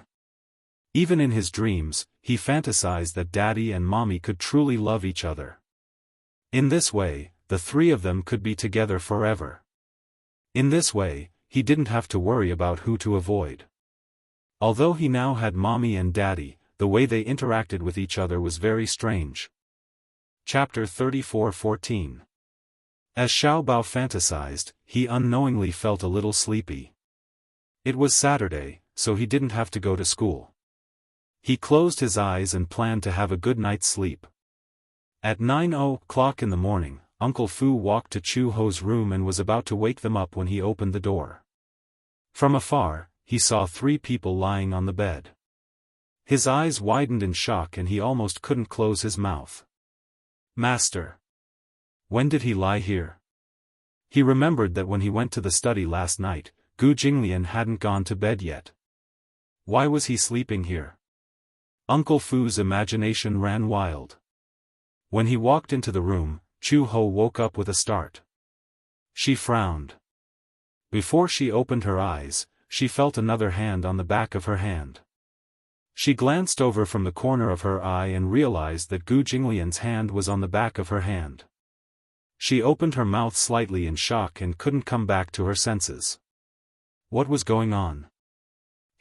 Why did he put his hand on the back of her hand? The man opened his eyes. Before he came back to his senses, he vaguely sensed that something was wrong. There seemed to be something warm and soft wrapped in his palm. His gaze followed his hand and he saw that his hand was on the back of Chu Ho's hand. For a moment, he was a little dazed. When he came back to his senses, he looked up. Their eyes met, but they quickly withdrew their hands. Gu Jinglian sat up on the bed immediately. He instinctively tugged at his tie, but his fingertips were clasping the lapels of his pajamas. He frowned and looked up. When he saw Uncle Fu standing at the bedroom door, he was stunned. What did he just see? What did he just see? He saw Master's hand on the back of Chu Ho's hand. Could it be? He couldn't help himself. Last night, it was impossible. Xiao Bao, the third wheel, was lying in the middle. However, it was an indisputable fact that the two of them had slept on the same bed. Uncle Fu looked at Gu Jinglian meaningfully. He suddenly realized something. Recently, Master rarely got close to other women. Ever since Xiao Bao settled down in the Gu family, he seemed to be cut off from women. And after Chu Ho moved into the Gu family, this situation worsened. Could it be that old Master? Just as Uncle Fu was imagining the countless possibilities, Chu Ho also sat up from the bed. His face was somewhat ashen as he stroked the back of his hand, seemingly very dissatisfied. She glanced at Gu Jinglian coldly. Her eyes seemed to say, "I didn't expect you to be such a lecherous man." Gu Jinglian's face darkened even more. He vented all his anger on Uncle Fu. "What are you standing there for?" Gu Jinglian said coldly, "Aren't you going to prepare breakfast?" Uncle Fu immediately nodded.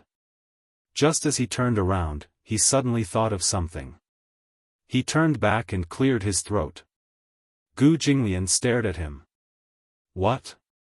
"Old Master, breakfast is ready," Uncle Fu explained awkwardly. Gu Jinglian said coldly, "Have you done what I asked you to do?" "No, why aren't you going?" "Yes, yes." "Old Master, please calm down," Uncle Fu hurriedly left. Old Master's temper when he woke up was too terrifying.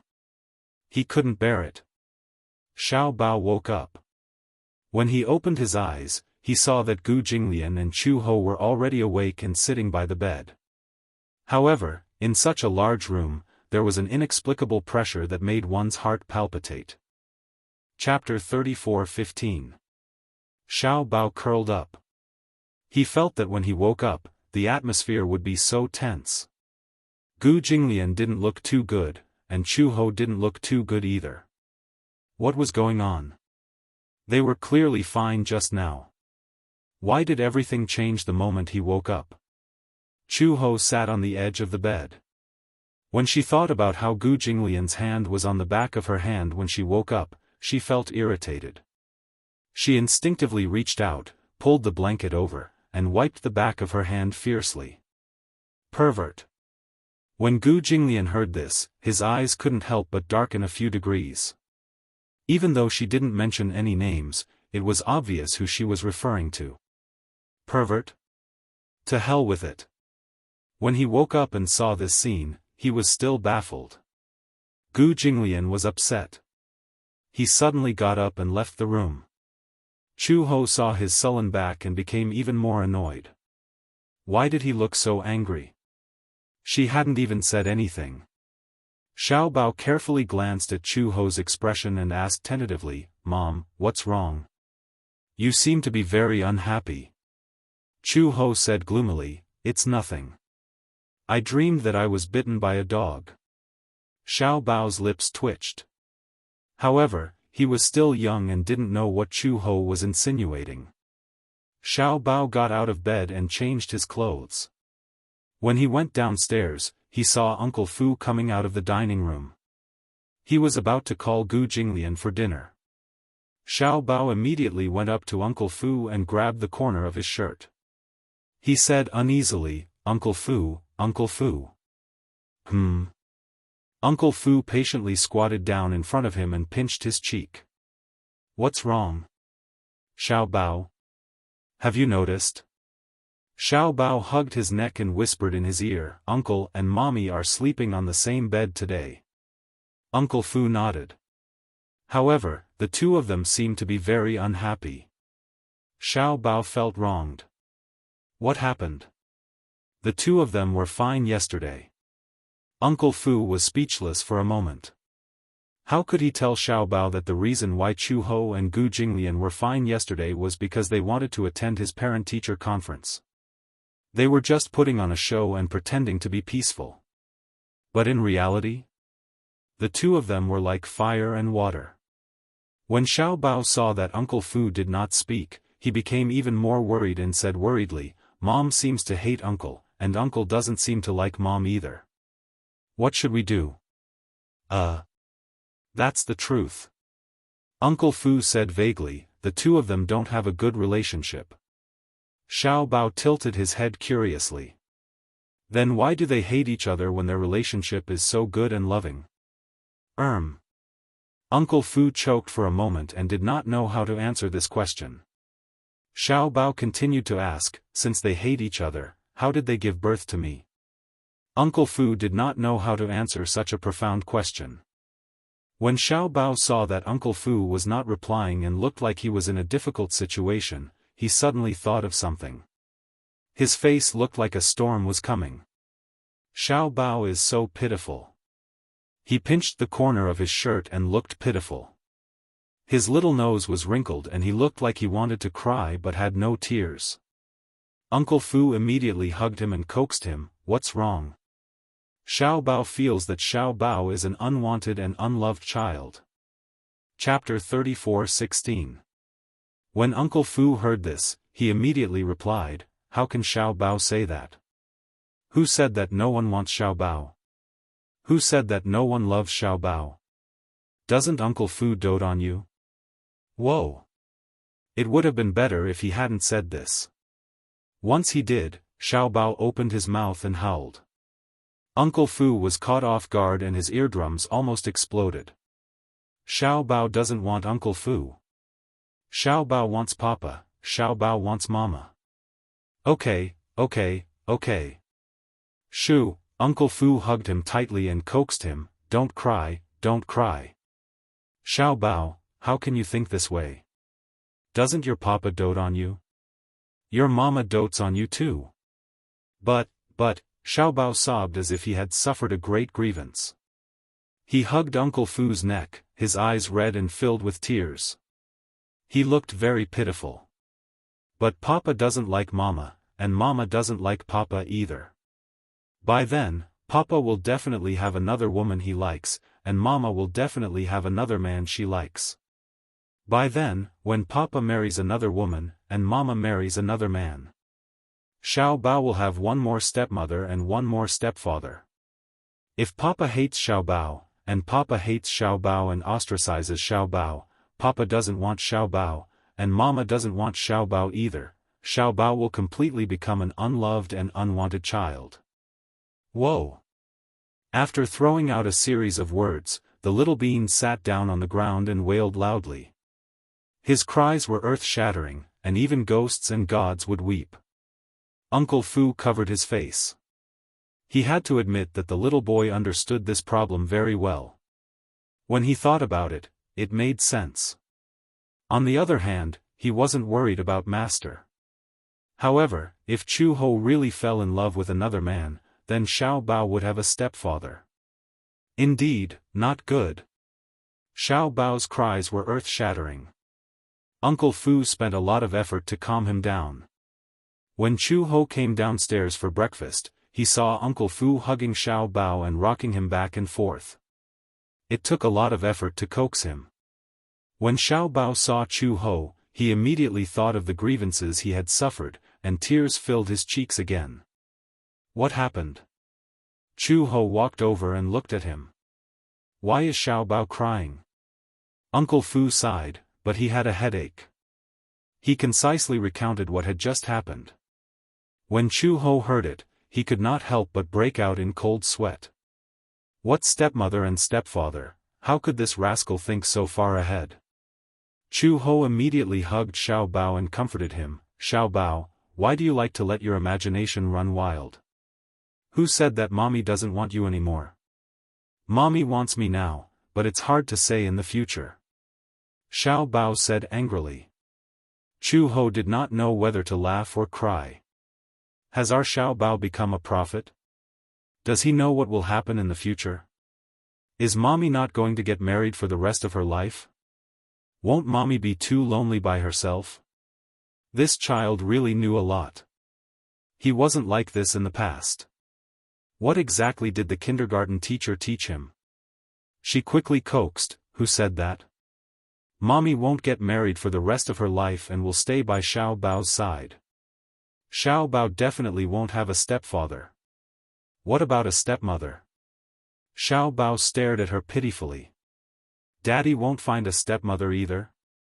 This, Chu Ho was suddenly put in a spot. This was hard to say.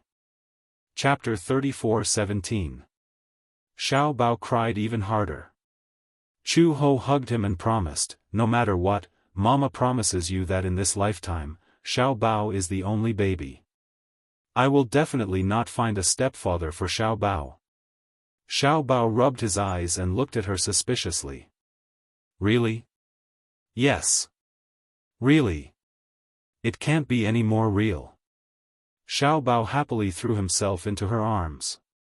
Only then did this end. Uncle Fu brought breakfast into the room. Gu Jinglian sat in front of the study table. Unexpectedly, he wasn't playing with his pen and ink.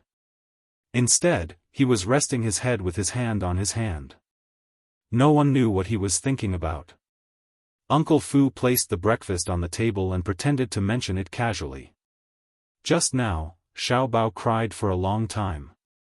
It wasn't easy to calm him down. Upon hearing this, Gu Jinglian opened his eyes and asked in surprise, "Why is he crying again?" This guy seemed to be used to crying. Uncle Fu said in a roundabout way, "It's all because of Old Master." About me? Xiao Bao is worried that Old Master will find him a stepmother. Gu Jinglian's lips twitched violently and he was speechless. Who said that I'm going to find him a stepmother? Uncle Fu smiled. Isn't it because the child is still young? It's inevitable that his imagination will run wild. The little guy is very sensitive.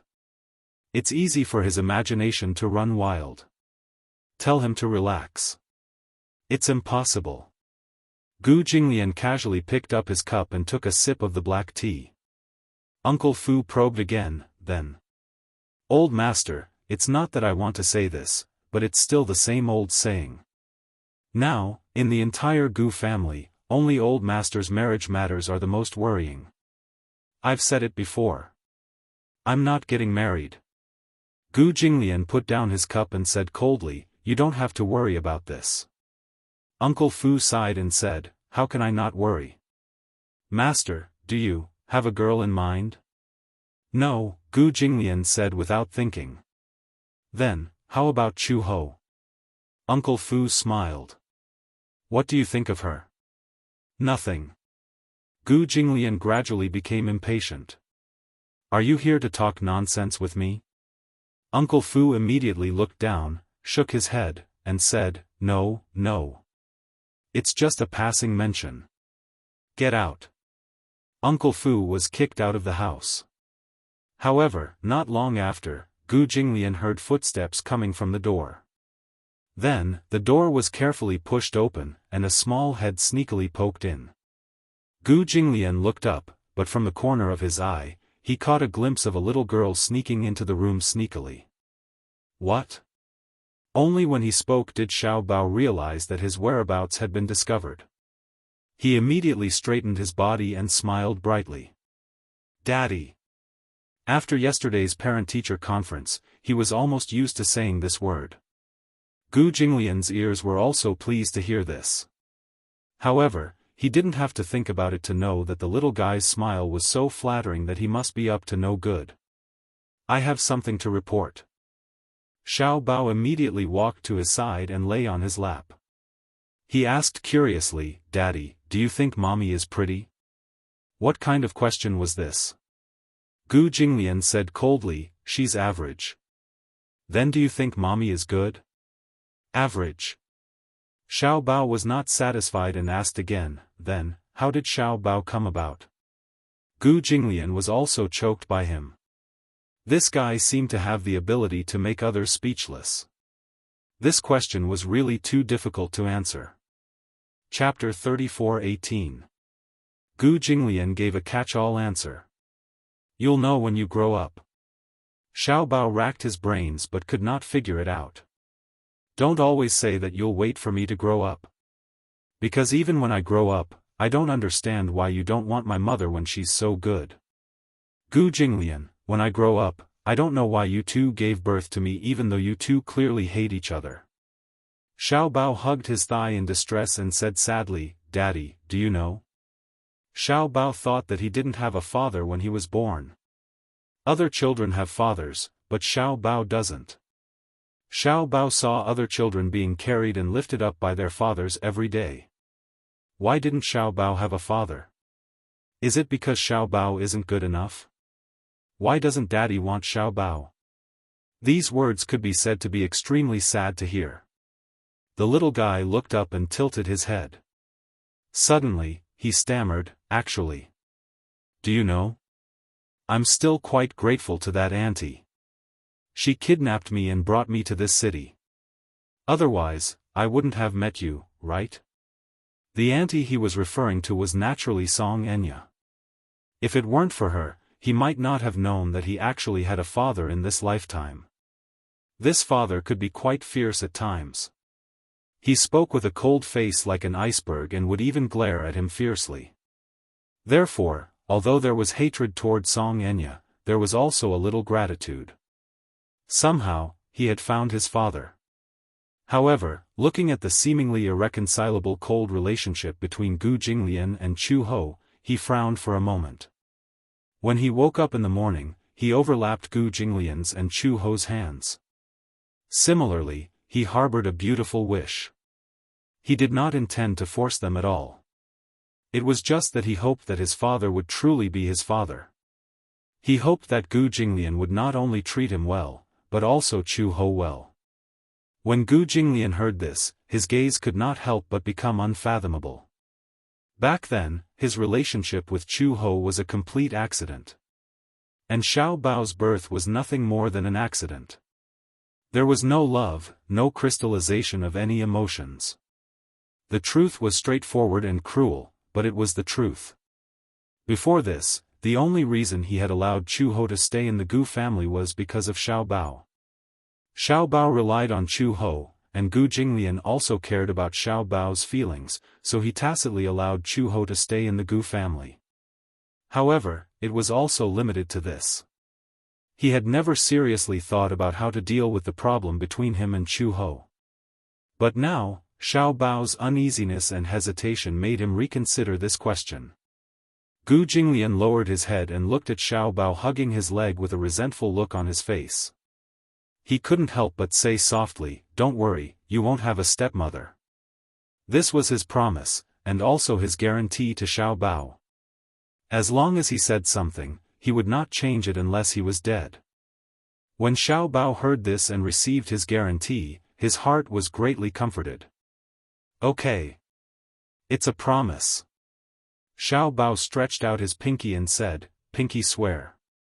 Gu Jinglian was stunned, but he still stretched out his pinky and hooked it with his. Xiao Bao said sternly, Pinky swear. You're not allowed to lie to me for 100 years. With that said, he put a seal on Gu Jinglian's thumb with a serious expression.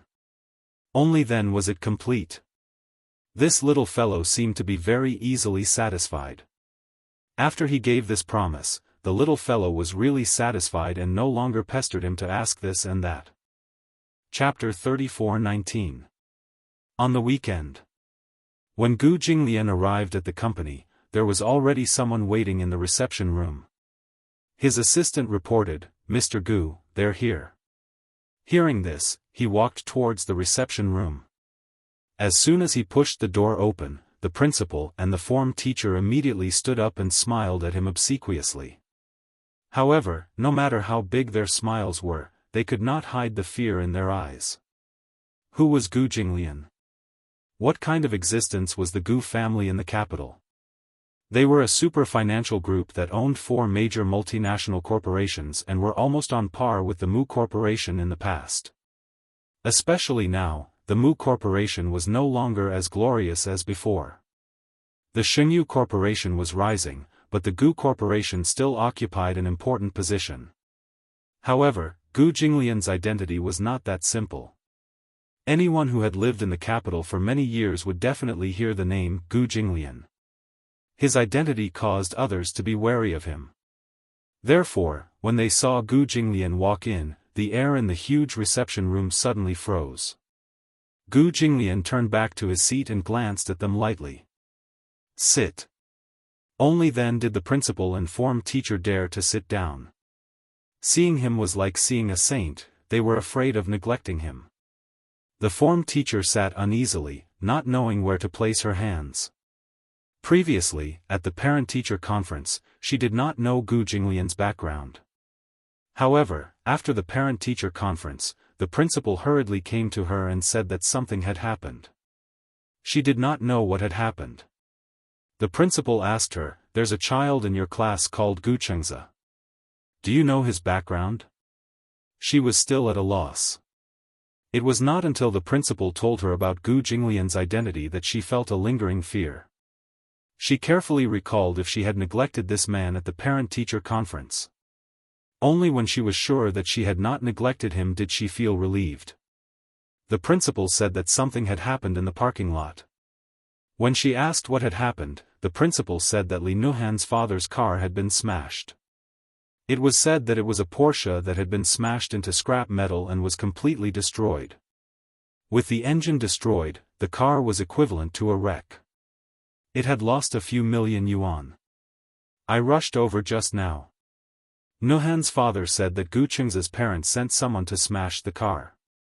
I looked at the name list and found out that Gu Qings's father is Gu Jinglian. Gu Jinglian, no wonder he had a displeased expression when he was asked to introduce himself. Hiding his background. Why did you smash the car for no reason? Although Gu Jinglian had a powerful background, judging from the parent-teacher meeting, he was definitely not the type to flaunt his power. He kept a low profile and did not touch other people's cars for no reason. He only smashed Li Xianlai's car. Teacher Shui had a good impression of Gu Jinglian. He was a gentleman, polite, and a man of few words, but he gave off a noble and elegant vibe. She had exchanged a few words with him. Although he was a little cold, he was definitely not overly arrogant. If the principal hadn't revealed his identity, she really wouldn't have known that he had such a background. The principal said that Li Xianlai probably did not like Gu Jinglian and stole his limelight at the parent-teacher conference. Therefore, he surrounded Gu Jinglian in the parking lot and wanted to reason with him. In the end, Nuhan was insensible and snatched Xiao Bao's toy. Li Xianlai and Nuhan's mother did not stop her. Gu Jinglian was angry. Of course, the consequences of being angry were very serious. A million yuan Porsche was directly destroyed. It was tragic beyond compare. A car being destroyed was not scary, but what was scary was the aftermath. Chapter 34:20. The principal planned to talk to Li Xianlai on Monday. However, Li Xianlai brought Nuhan to the school on Saturday, saying that he wanted to transfer schools. Transfer schools? Li Xianlai did not mention the reason for the transfer. He only said vaguely, "There are some problems with the business, so we need to move out of town." The principal felt that this was not a simple matter, but Li Xianlai refused to say much. He only said that time was tight and that he needed to complete the procedures as soon as possible. It was not until the weekend that the principal found out that Li Xianlai was there because of Gu Jinglian that he decided to transfer the business to another city. With Li Xianlai's background, Gu Jinglian could crush him with his eyes closed. Li Xianlai knew that he was no match for this man. Therefore, he moved his family to another city. In the span of one night, they moved away. The principal was also trembling with fear.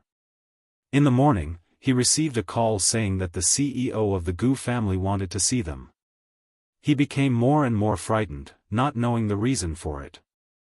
Gu Jinglian arrived an hour in advance. When Gu Jinglian walked in, the man's aura was so intimidating that the principal and Miss Shui found it difficult to breathe.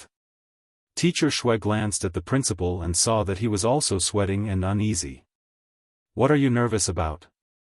Gu Jinglian said expressionlessly, "I think you know who I am." "Yes, we..." Before the principal could say anything, Gu Jinglian interrupted him. "I hope that your school will keep my identity a secret." "A secret?" He was a little surprised. Teacher Shui was also surprised. She thought that Gu Jinglian wanted them to take special care of Xiao Bao. "However, since my son is studying in your school, I hope that the incident on the day of the parent-teacher conference will not happen again." Gu Jinglian paused and said, "You should know that I don't have the patience to deal with these trivial matters." "Yes, yes," the principal was shocked and broke out in cold sweat. He quickly nodded. Gu Jinglian also gave some instructions. For example, Xiao Bao's physical fitness was not particularly good. He was a little naughty, so he must be disciplined when necessary. Another example was that Xiao Bao lacked a sense of security and had a stubborn personality. Hence, she hoped that the homeroom teacher would take care of him more. Mr. Shui naturally agreed. She especially liked Xiao Bao. Xiao Bao was well-behaved and obedient. Although he could be naughty sometimes, he was very respectful to his teachers. She could tell that although he had never been to kindergarten, he had been taught well since he was young. He was very polite and respectful to his elders. This was something that other children could not compare to. It was quite worry-free. To her surprise, Gu Jinglian did not have any particularly harsh requirements. He only gave them some instructions about Xiao Bao before letting them go back. So that was what he was talking about. When the director walked out of Gu's, he felt like he had just survived a disaster. He was so scared that his back turned cold. No matter what, it's better to let the parents know. In case something like this happens again. Mr. Shui also agreed. Therefore, they went back and called the parents of the other children in the class one by one to remind them about this matter. They simply hoped that their children would not bully little treasure, lest they get into trouble. All the parents knew that Xiao Bao came from a powerful family. Hence, when they went back home, they either threatened, exhorted, or threatened their children. Chapter 34-21 Monday. Xiao Bao went to kindergarten as usual. However, when he skipped to class with his backpack, he felt that the atmosphere in the class was different. Many of the children were avoiding him. Xiao Bao sat down on his seat and saw Xianxia turn her head. She looked a little scared as she called out his name tentatively. "Xiao Bao, Morning, Xianxia." Xiao Bao smiled brightly and greeted her as usual. Seeing Xiao Bao's gentle smile, Xianxia's heart warmed. Her doubts were dispelled and her face returned to its usual expression of closeness. "Morning." Xiao Bao looked around and saw that the other children were staring at him. However, when he followed their gazes, the children immediately turned their heads away in fear, not daring to look at him directly. Even the child who usually bullied him the fiercest was careful around him. So strange. Xiao Bao muttered strangely, "Everyone is so strange today. Why are they all looking at me secretly?" "Xiao Bao," Xianxia looked around hesitantly. She suddenly stood up, took his hand, and pulled him out of the classroom. The moment the two of them left, the classroom burst into an uproar. "Wow! Xianxia is so bold. How would she dare? Xianxia is so amazing." Xianxia only let go of Xiao Bao's hand when they were far away from the classroom. "Xianxia, what's going on?" Xiao Bao scratched his head strangely. What can't be said in the classroom? Before Xianxia could say anything, Xiao Bao's eyes lit up and he immediately said, "Ah, I know. There must be some secret, right?" As he said that, he smiled and moved closer to her ear. "Xianxia must only want to tell Xiao Bao, right?" Xianxia was so angry that she didn't know whether to laugh or cry. She said, "Xiao Bao, don't you feel that something is wrong today?" Now that she mentioned it, little treasure also realized it. "That's right, something's not right. What's wrong with them? They keep staring at me. I don't know either, but my mom told me to keep a distance from you and not play with you. Xiao Bao heard that and his eyes widened in shock. Why?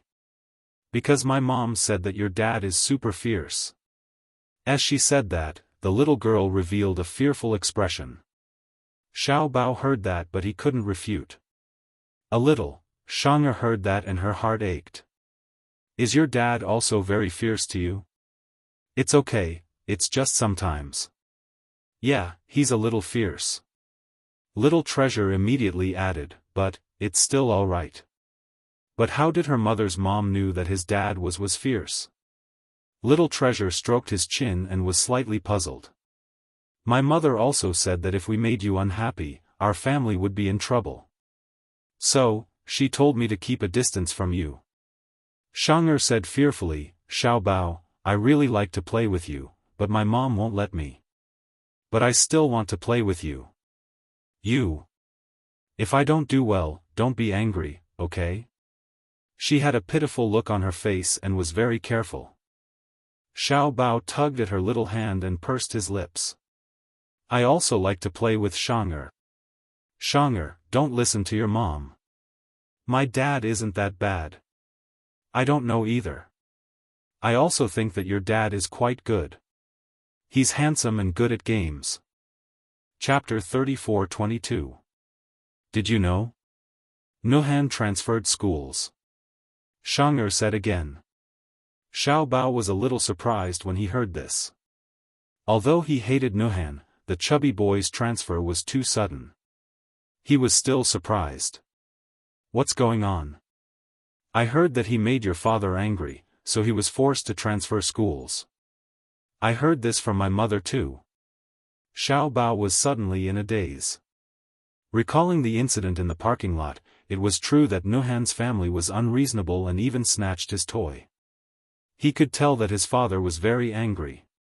However, he couldn't have transferred schools because of such a small matter, right?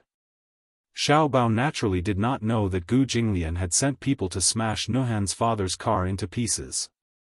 Hence, he felt that Nuhan's family was making a mountain out of a molehill. Xianxia was too lazy to think about it. She said to Xiao Bao, I don't care anymore. No matter what, we'll always be good friends, right? Of course. Xianxia will always be my good friend. Xiao Bao held her hand. The two little kids looked at each other and smiled. The two of them returned to the classroom hand in hand. However, they saw the other children looking at Xianxia and Xiao Bao with awe and fear in their eyes. Why does Xianxia still dare to hold hands with Xiao Bao? Xianxia is so pitiful. Don't tell me she likes Xiao Bao. It can't be. When Xiao Bao returned to his seat, he felt countless pairs of eyes staring at him from behind. It was like being pricked by needles. This feeling was very strange. It was as if he had suddenly become an outcast and was being ostracized. Xiao Bao turned around, feeling wronged. However, he saw the children immediately shrink their shoulders, looking very afraid of him. Was there a need to be like this? During lunch, Xiao Bao sat in his seat. Other than Xianxia, the other children stayed far away from him.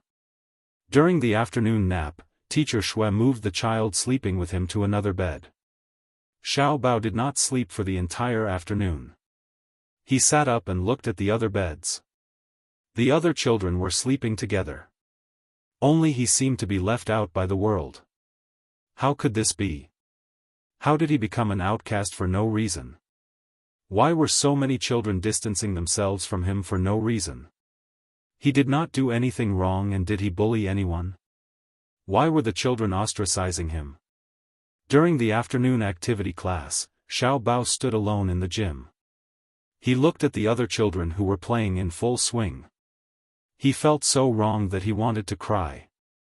Xianxia was about to walk over when a child pulled her back. Xianxia, don't play with Gu Jinglian anymore. Why? Because if you make Xiao unhappy, his father's if he's angry, who knows? The children whispered in her ear. Xianxia's expression became much more complicated. She was still hesitating when the other children pulled her away. She looked back at Xiao Bao 3 times with every step, reluctant to leave. Xianxia, seeing that Xianxia did not want to play with him, Xiao Bao's eyes turned red, but he forced himself not to cry. After school that night, Chu Ho came to pick him up. However, he saw him sitting in the classroom, motionless and unhappy. All the children were packing their bags nimbly. Only he was staring blankly at the empty table, his face full of worry. Chapter 34-23. Xiao Bao sat alone in his seat, looking gloomy as though he had been alienated by the other children. Chu Ho was stunned. She walked to his side and helped him pack his bag. However, she saw Xiao Bao looking up at her, looking aggrieved. "Mom," halfway through his sentence, his face darkened and he looked like he was about to cry. Chu Ho saw this and immediately squatted down. She hugged him and asked curiously, "What's wrong? Who bullied you?" "No one bullied me." Xiao Bao pursed his lips and said, "I'd rather someone bullied me." It was precisely because no one bullied him that he felt disappointed. It wasn't that he needed to be abused, but the feeling of being alienated was too lonely.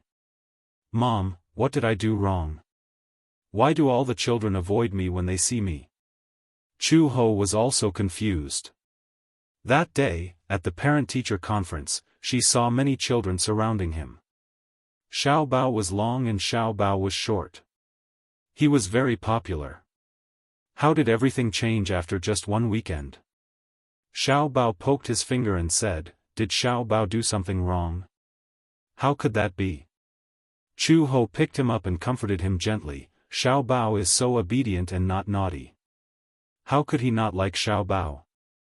Xiao Bao leaned on her shoulder sadly.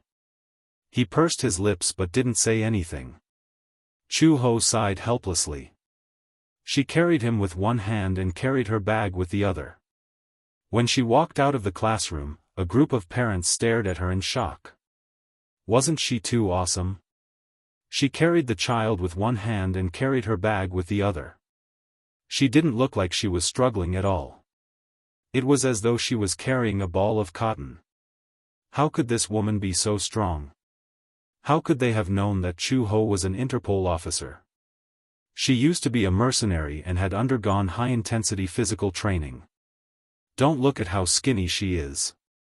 If you roll up your sleeves, you can see that her muscles are well developed. They are not overly muscular, but there is no excess fat. They are all fine muscles. Carrying Xiao Bao with one hand was a piece of cake. When they returned to the Gu residence, Xiao Bao locked himself in the room. He stayed in the room alone and played with building blocks unhappily. These were building blocks that Uncle Fu had bought for him. When Uncle Fu saw that Xiao Bao seemed to be unhappy after coming back, he couldn't help but feel strange. He asked Chu Ho, "What's wrong with Xiao Bao? I saw that the little guy was still in high spirits when he went to school. I don't know what happened either. Could it be that he was bullied by other children? How could this be?" Chu Ho said, "I think a lot of children are alienated from him."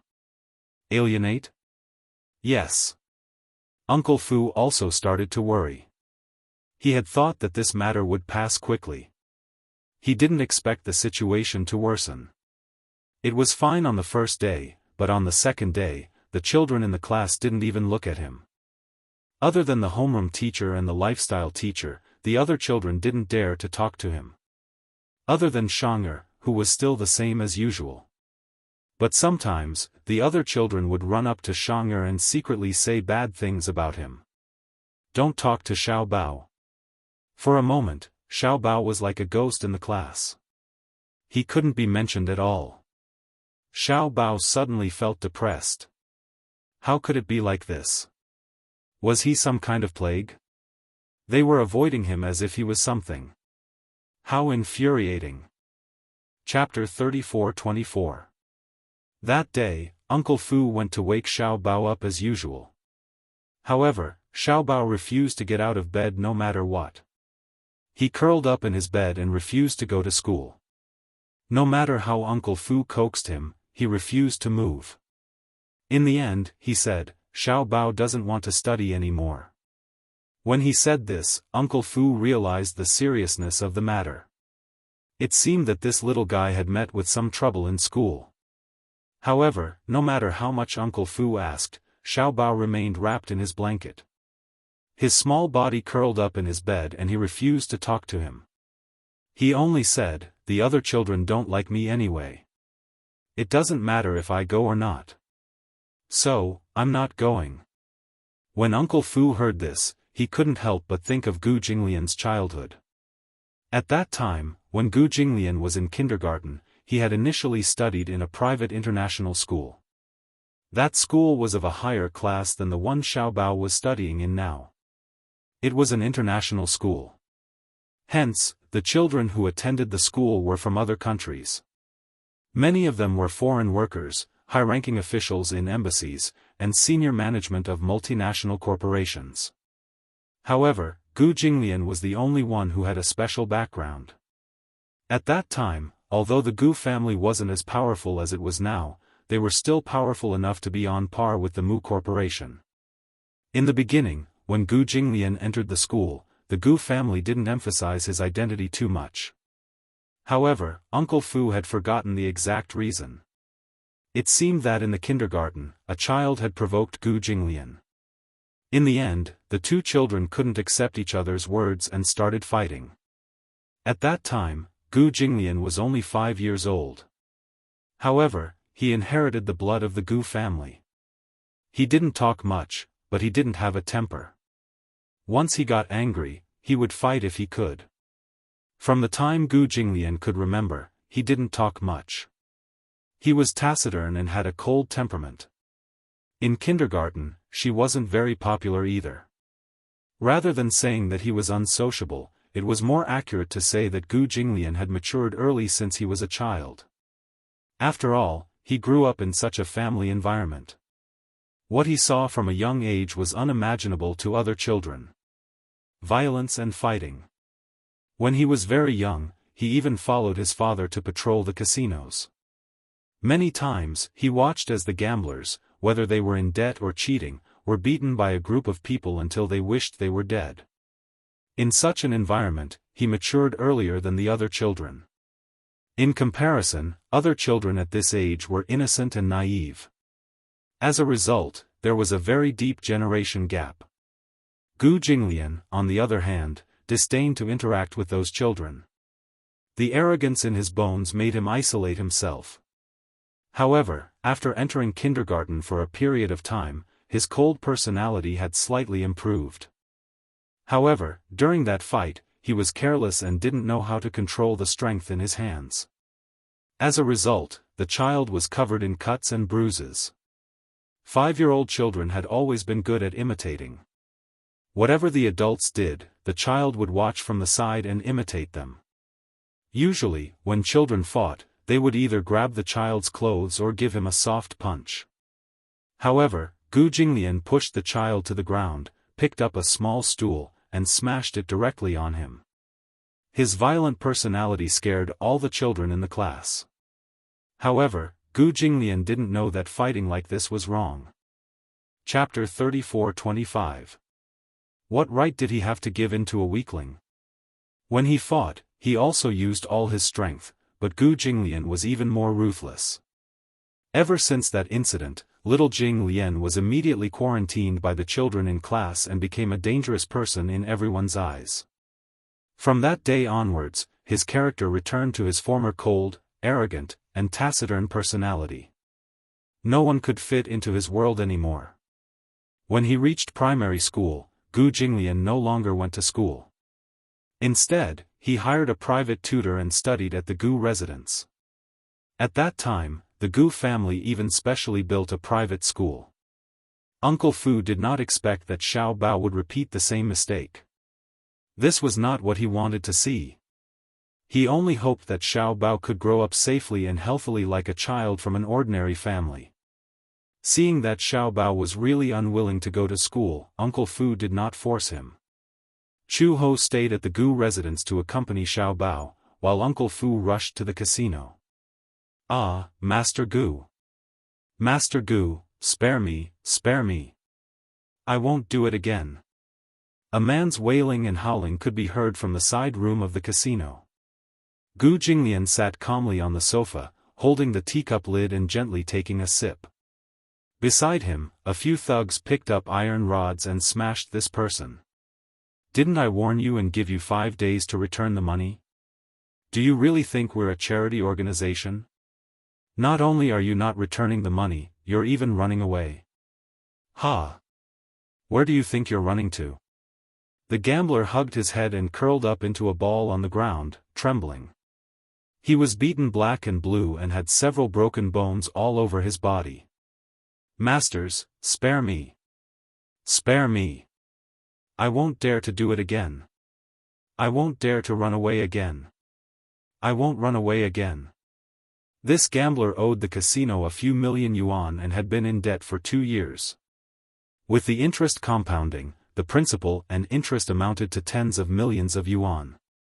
Gu Jinglian said that he did not want him to return the principal and interest. At least, he would be forgiven if he returned the principal and added 1 million yuan in interest. This was already considered extremely benevolent. In the end, after giving an ultimatum, this guy actually wanted to run away. However, the capital was so big and the Gu family's influence spread throughout the capital. Every little movement was under their control.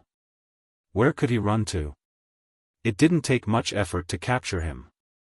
Naturally, he had to teach him a lesson. The casino had 2 major sources of income. One was the probability advantage of the game. Don't talk about winning and losing, and don't brag about your amazing gambling skills. Gambling skills were a part of it, but it wasn't invincible. Regardless of the rules of the game, the banker's win rate was always above 60%. Other than that, the other part was through the use of high interest rates to become an objective source of profit. Usually, gamblers would want to make more money after winning money at the gambling table. Some games had a high threshold, so borrowing money was a natural thing to do. And those who lost money would naturally be unwilling to accept it. Therefore, they would also want to borrow money to win back the money they lost. They could not rule out the possibility that they were really lucky and won the money back. However, the money they won might not even be enough to pay the interest. If the winner continued to gamble, it was very likely that he would lose everything in an instant and fail at the last hurdle. In other words, very little of the casino's money flowed out. It would always be a cycle. However, some people just could not see through it. There were many people who lost their family fortune overnight. Very few people could leave the casino triumphantly. Chapter 34-26. When Uncle Fu pushed the door open and entered, the man was already on his last breath and was being dragged out. When Gu Jinglian saw him, he raised his eyebrows and asked, "Why are you here?" "Old master, something has happened." Uncle Fu said vaguely. "What's the matter?" He walked over to Gu Jinglian's ear and whispered a few words. When Gu Jinglian returned to the Gu residence, he went upstairs and hurriedly pushed open the bedroom door. He saw Chu Ho sitting by the window with a helpless look on his face. On the bed, the blanket was bulging. Xiao Bao was curled up under the blanket, motionless. This guy, Gu Jinglian walked over and sat down on the side of the bed. He patted the bed gently with his large palm. The blanket was opened slightly. A pair of red eyes looked out through the opening. When he saw that it was Gu Jinglian, his eyes reddened even more. His eyes were filled with tears and he looked extremely aggrieved. Gu Jinglian glanced at him and his tone became gentler. "What's the matter? Why won't he go to school?" Xiao Bao sullenly shrunk back under the blanket. Even his eyes were not exposed. Gu Jinglian seemed to be deep in thought. He looked at Chu Ho, as if asking him what had happened with his eyes. Chu Ho said frankly, "He won't say anything. He's been like this since a few days ago. He said that he's been neglected and alienated by the other kids." "Neglected?" Gu Jinglian frowned. He could not figure out the reason. At this moment, Xiao Bao's choked voice came from under the blanket. The other kids don't like me. They don't want to play with me. They're afraid of me, they hate me, they say bad things about me. Gu Jinglian lifted the blanket and saw Xiao Bao curled up on the bed with his arms wrapped around his knees. His face was wet with tears and his eyelashes were clumped together because of his tears. His little mouth was puckered and he looked extremely aggrieved. He stubbornly wiped away his tears, but new tears flowed out. Gu Jinglian could not help but feel sorry for her. He spread out his body and patted his thigh lightly. Come here. When Xiao Bao heard this, he was initially unmoved. However, after hesitating for a while, he finally crawled to his side on all fours. Gu Jinglian said, "Daddy, carry me." For some reason, because of these 3 words, Xiao Bao's nose became even more sour. Grievances welled up in his heart and he burst into tears. He crawled into Gu Jinglian's arms and wrapped his 2 small hands tightly around his neck. His hands were wet. What was that? Gu Jinglian frowned. He had a perverted obsession with cleanliness. His hands were sticky and he could tell from the touch. His hands were wet with tears.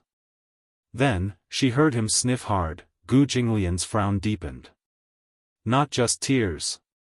And his snot. The alarm bells in Gu Jinglian's head rang loudly. When Chu Ho saw this, he almost could not help but break down. One had to know that Gu Jinglian's obsession with cleanliness was quite perverted. In the past, there was a subordinate who touched his table without washing his hands. Gu Jinglian flew into a rage on the spot and sent people to disinfect the entire room 3 times. That subordinate was so scared that he was trembling in fear, afraid that he would lose his hands. Not to mention Xiao Bao's hands that were stained with tears and snot, Chu Ho was worried that Gu Jinglian would suddenly fly into a rage. However, the man endured it desperately and kept taking deep breaths. Xiao Bao did not see Gu Jinglian's completely ashen face. He hugged the back of his neck tightly and whimpered bitterly, "I don't want to be hated, sob sob sob." Chapter 34:27. Now that Gu Jinglian was here, Xiao Bao was finally willing to speak. He sobbed as he recounted what had happened.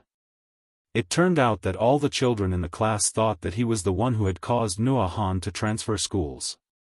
It was not that the children liked Nua Han, but because of what had happened to Nua Han, they were afraid of Xiao Bao. They might not have seen how Nua Han had ostracized Xiao Bao.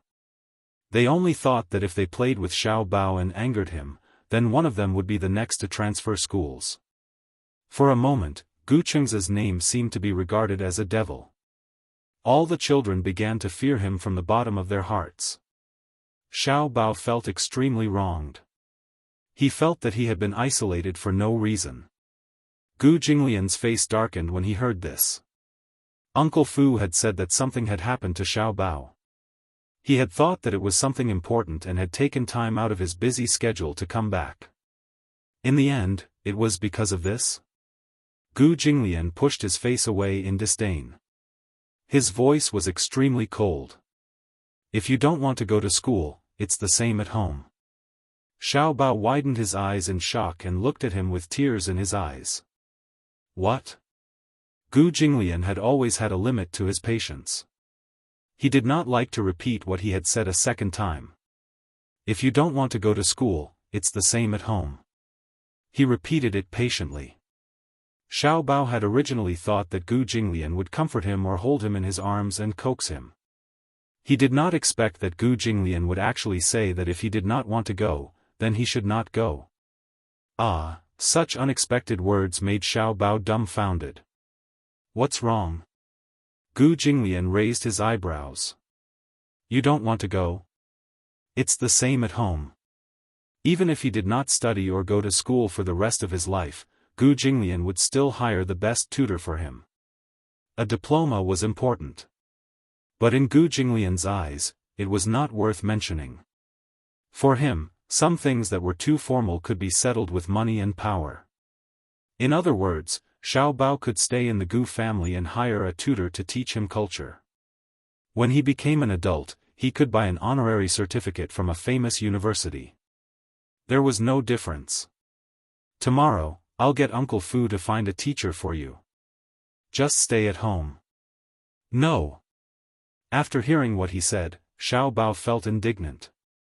He muttered, I want to go to school. Then why didn't you go to school today?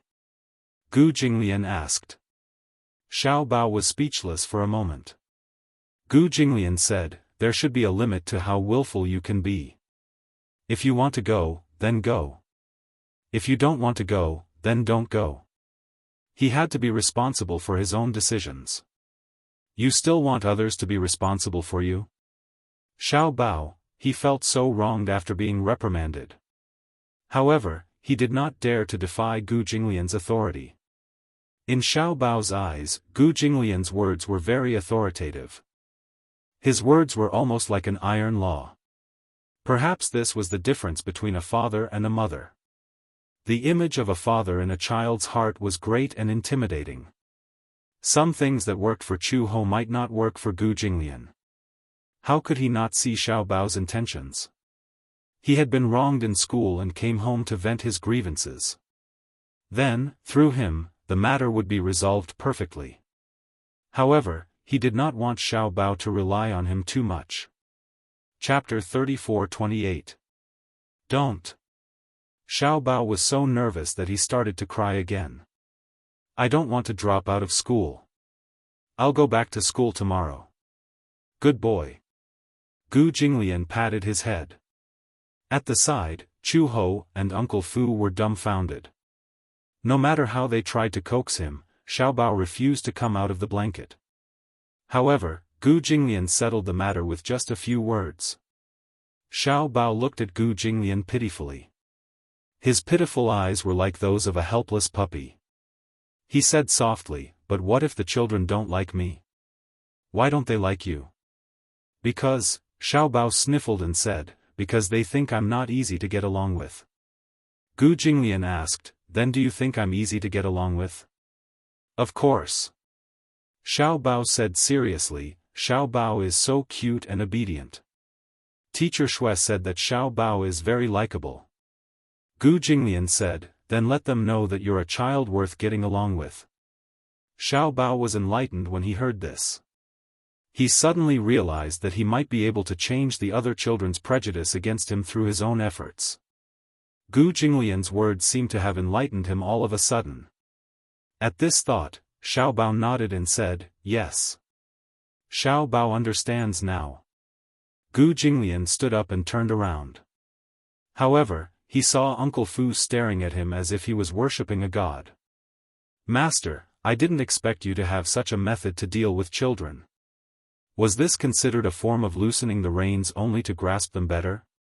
Gu Jinglian adjusted his sleeves casually. His gaze was very cold. Children are delicate. There's no need to spoil them. Uncle Fu was speechless. Chu Ho's lips twitched.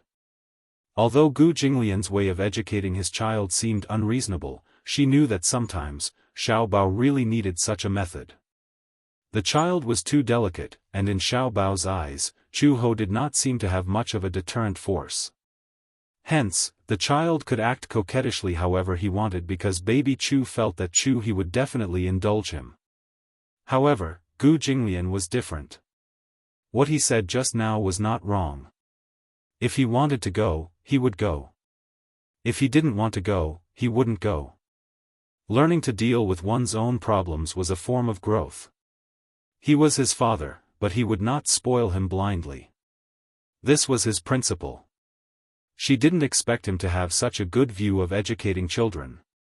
He did not indulge Xiao Bao unconditionally just because he was his son. After settling Xiao Bao's matter, Gu Jinglian returned to the office. He had been busy recently, and sometimes, he even came home very late. After Gu Jinglian left, Xiao Bao also got out of bed and played with his toys in the room. Chu Ho looked for Uncle Fu because she had something to discuss with him. I submitted a resume a while ago, and now the company's HR department has asked me to go to work. Uncle Fu was a little surprised when he heard this. You found a job? Yes, I've recovered a little. It's time to find a job. She had to thank Uncle Fu for getting her various identification documents ready. She thought that she couldn't stay in the Gu family forever and do nothing. She couldn't stay idle, and she didn't like to live a life of being taken care of. Uncle Fu hesitated for a moment and asked casually, "What job?" "Anti-mafia police." What the hell? Uncle Fu was confused. There was no need to elaborate on Gu Jinglian's identity. Chapter 34-29. One black and one white, the other black and white, the other black and white, it was simply wonderful. Chu Ho saw that Uncle Fu's expression was a little strange and couldn't help but ask, "Is there a problem? Are you sure you want to do this job?" Uncle Fu said vaguely, "Old master will be very angry if he finds out." "What right does he have to be angry?" Chu Ho said unhappily, "Do I need to ask for his opinion on what kind of job I want?" Cough, cough, cough, Uncle Fu cleared his throat and said, "Xiao Bao must be the most special child." "Why do you say that?" "Dad is black and Mom is black and white." This. Uncle Fu looked a little embarrassed. Chu Ho was speechless. At night, Gu Jinglian returned to the Gu residence from the company. He had just gone upstairs when Uncle Fu saw that he was back and immediately went up to him. "Old master." He saw that Uncle Fu looked hesitant and didn't know what was going on. He raised his eyebrows and thought that something had happened to Xiao Bao again. "What is it?" "It's like this." Uncle Fu cleared his throat and wanted to talk to him about this matter. "Chu Ho has found a job." Gu Jinglian was slightly stunned when he heard this. "Why is she looking for a job?" "She said that she wants to rely on herself to support herself." Uncle Fu said truthfully. During this period, Chu Ho had been idle at home because of her health and did not have any source of income. All her expenses were paid by the Gu family. Sometimes, Chu Ho would pick Xiao Bao up from school and Xiao Bao would ask her to buy him any toys that he wanted. However, she didn't have any money on her. Many times, she had to bite the bullet and ask Uncle Fu to buy the toys for her. Then, Uncle Fu would buy the toys for her.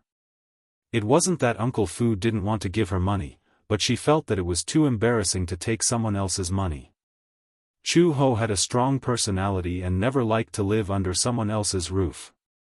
Therefore, after her health improved a little, she submitted a few resumes. In fact, the police station did not have an anti-gang position, but most police stations would have an anti-gang department. Thus, the anti-mafia police department was created. However, the organization of the anti-mafia department was different from that of the ordinary police. This department had even stricter requirements for the police. Other than skills and mobility, all other qualities had to be taken into consideration. However, the salary was not much higher, but it was a very dangerous job. Walking in the rain of bullets, it was rare to get injured, but it was common to lose one's life. Therefore, most of the people who were recruited for this profession were retired soldiers or those who were transferred from the special forces. Therefore, this position was not very glamorous, and it was very difficult to recruit anyone. After all, the mindset of young people nowadays was different from before. Their lives were above everything else. As an outstanding police officer of the Interpol, Chu Ho was naturally qualified for this job. Gu Jinglian seemed indifferent and asked casually, "What kind of work?" Uncle Fu said cautiously, "Police." Gu Jinglian was stunned. He turned around and looked at him in surprise. "Police?" "Yes. I heard that it's the anti-mafia police." Gu Jinglian was speechless. How dare she?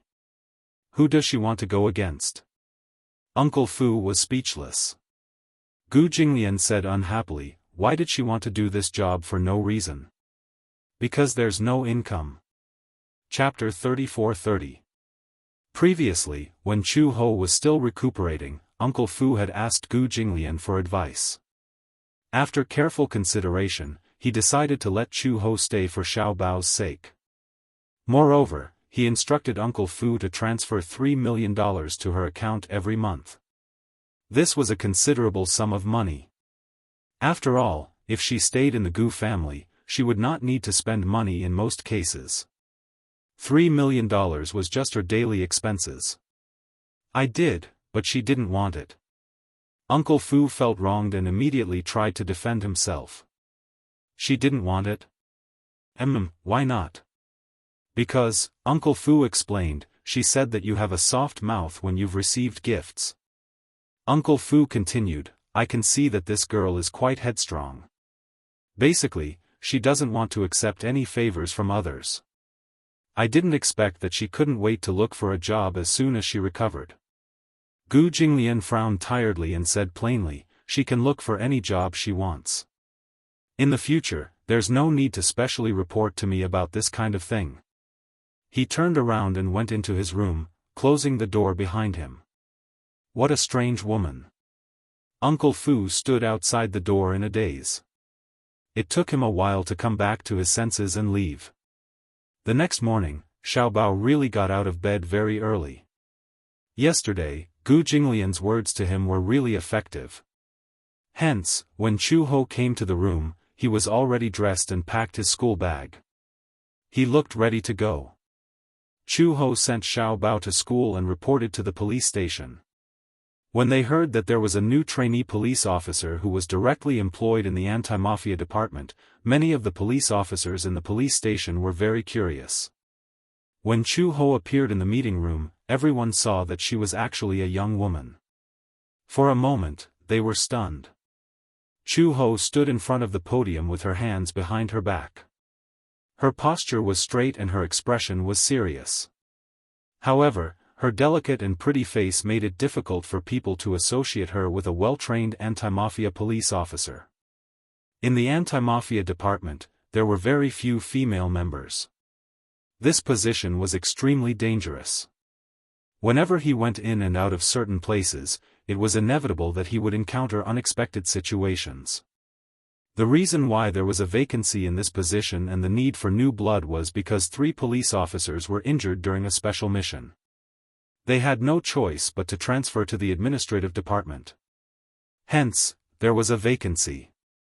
Usually, this position had strict requirements and was strenuous and unrewarding. Hence, even retired soldiers who were not specially recruited were not willing to join. However, the sudden appearance of a woman in the morning meeting surprised everyone. Some of the police officers laughed contemptuously and secretly cursed. Could it be that they really couldn't find anyone? They actually recruited a little girl. Boss, why did you recruit a girl into the department? Some of the police officers questioned him. His words seemed to resonate with them. That's right. Is our team really unable to recruit any more people? They recruited a girl. I think it's strange too. This little girl has thin arms and legs. She doesn't have any skills, yet they still recruited her to drag us down. Everyone's doubts were not without reason. After all, women were at a disadvantage compared to men. Prejudice, of course, was unavoidable. Chapter 34-31. We still don't know who will be the one dragging us down. The moment she said that, a few of the burly police officers were indignant. Damn it, they were being teased by a newbie. And it was a woman. Looking at Chu Ho's arrogant expression and her eyes full of sarcasm, it was obvious that she looked down on these senior police officers. One of the police officers slammed the table and stood up. Many of the people present were veterans, so they were all hot-blooded men. When they heard this, they could not sit still. The counselor at the podium saw this and scolded, "Sit down. Captain. I told you to sit down. Did you hear me? You don't even want to obey my orders?" The anti-gang team was all about obedience. Usually, they could laugh and joke around, but when the captain gave an order, no one dared to disobey. The man snorted coldly and sat down. The counselor said, "Let me introduce you. This is the new trainee police officer of the anti-gang team. Her name is Chu Ho. In the future, we will be comrades in our team." Please take care of us. Chu Ho walked to the podium and stood in a standard posture. She introduced herself, "My name is Chu Ho. Please take care of me." After that, she bent over and gave a standard bow to show her respect as a new police officer to her senior. After the morning assembly, Chu Ho needed to register. Following that, there would be a week-long induction training and a 1-month internship. After a month, there would be a strict assessment. If she passed the assessment, she would be officially part of the force. When Chu Ho walked out of the door, a few of the police officers looked at each other and exchanged glances. One of the men walked towards her and reached out to grab her shoulder. Chu Ho grabbed his arm without looking back. Then, almost like a sudden clap of thunder, she threw him into the backpack. There was a loud bang. The man was thrown to the ground heavily, and he arched his body in pain. The cold marble floor was cold and hard. Chu Ho turned around expressionlessly and sneered, "If you wanted to test the skills of a newbie, you wouldn't have to resort to such a despicable method like a sneak attack." The man turned pale with fright as he stared at her in a daze. No matter how hard he tried, he couldn't figure out how Chu Ho's seemingly delicate body contained so much energy. It was too terrifying. Chu Ho clapped his hands lightly and said, "Unfortunately, I have to attend the training soon. Otherwise, I would be able to spar with senior." Behind him, several police officers rushed out of the meeting room and stared blankly at the scene, feeling incredulous. "Brother, why are you flirting? Shameful." The man got up from the ground and clenched his fists. Just as he was about to walk toward Chu Ho, the shorter police officer behind him immediately pulled him back. "All right, don't be impulsive. Don't make things difficult for a newcomer." "That's right, Brother Hui.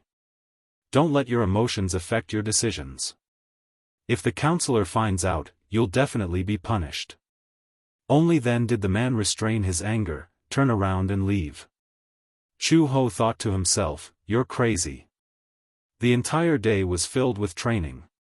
However, what surprised the instructor was that Chu Ho's aptitude was quite outstanding. Chu Ho could complete some of the more difficult training tasks with extremely high standards. When the training ended, the instructor called Chu Ho to the side and asked carefully, "Have you been a soldier before?" Chu Ho raised his eyebrows and said indifferently, "Yes." "Oh? Retired veteran? Mercenary?" The instructor's mouth was wide open. Chapter 34-32. Chu Ho used to be from a mercenary group and was a top mercenary. After that, he officially joined the Interpol and worked at the headquarters. The instructor asked again, "Did you really work as a mercenary?" "Not really." "Oh? Then." Chu Ho said, "I used to be a police officer." "What police officer?" Chu Ho said seriously, "I'm the top anti-corruption inspector at the Interpol headquarters." The instructor was at a loss for words. Interpol. That was an international police organization. They were the elites of the elites. They were all top international police officers. In other words, an anti-corruption inspector was a very high position.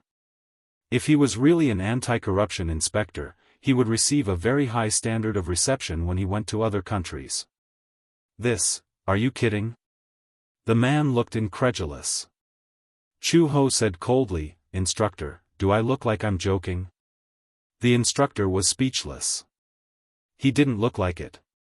But, according to his understanding, the International Anti-Corruption Inspector changed every 5 years. The last one was indeed a female member. Moreover, this female member was the first in the history of anti-corruption inspectors to be a female. Could it be, it was her? Then what was the point of teaching? She should be the one teaching him. If someone else said this, he might have doubted it. However, Chu Ho was so outstanding that he announced his graduation in one day. Because she didn't need to receive any training at all. As soon as Chu Ho left the police station, the instructor ran to the counselor to ask where Chu Ho came from. The political and law exam. The application form was submitted directly from the entrance of the official website. Then, she took the political and law exam and was directly admitted. What's wrong, Instructor Zhang? Is there a problem with her? You let her take part in the induction training? She should be the one to train us. Chu Ho arrived at the kindergarten on time. At the door of the classroom, he saw Xiao Bao packing his bag. Shang'er saw Chu Ho outside the window and exclaimed. Xiao Bao, your mother is here to pick you up. Xiao Bao raised his head. His gloomy face finally regained some color. He carried his backpack and walked out of the classroom. He threw himself into Chu Ho's arms, looking a little aggrieved. Mom, the kids are still ignoring me. On the way back, Xiao Bao was still unhappy. When Chu Ho asked him again, Xiao Bao finally said, I tried to talk to them, but they kept away from me, as if I was a big monster. He did as Gu Jinglian said and tried his best to be responsible for his own affairs. However, the child was still unwilling to talk to him. He was vexed. Chu Ho picked him up and kissed his rosy cheeks tenderly. Don't rush. Take your time. Chu Ho suddenly asked, your birthday is coming up.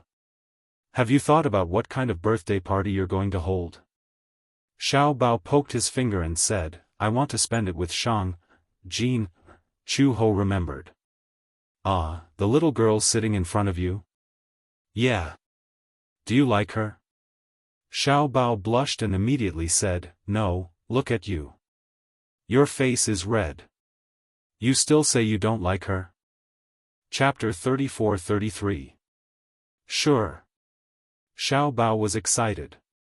However, he suddenly thought of something and hesitated.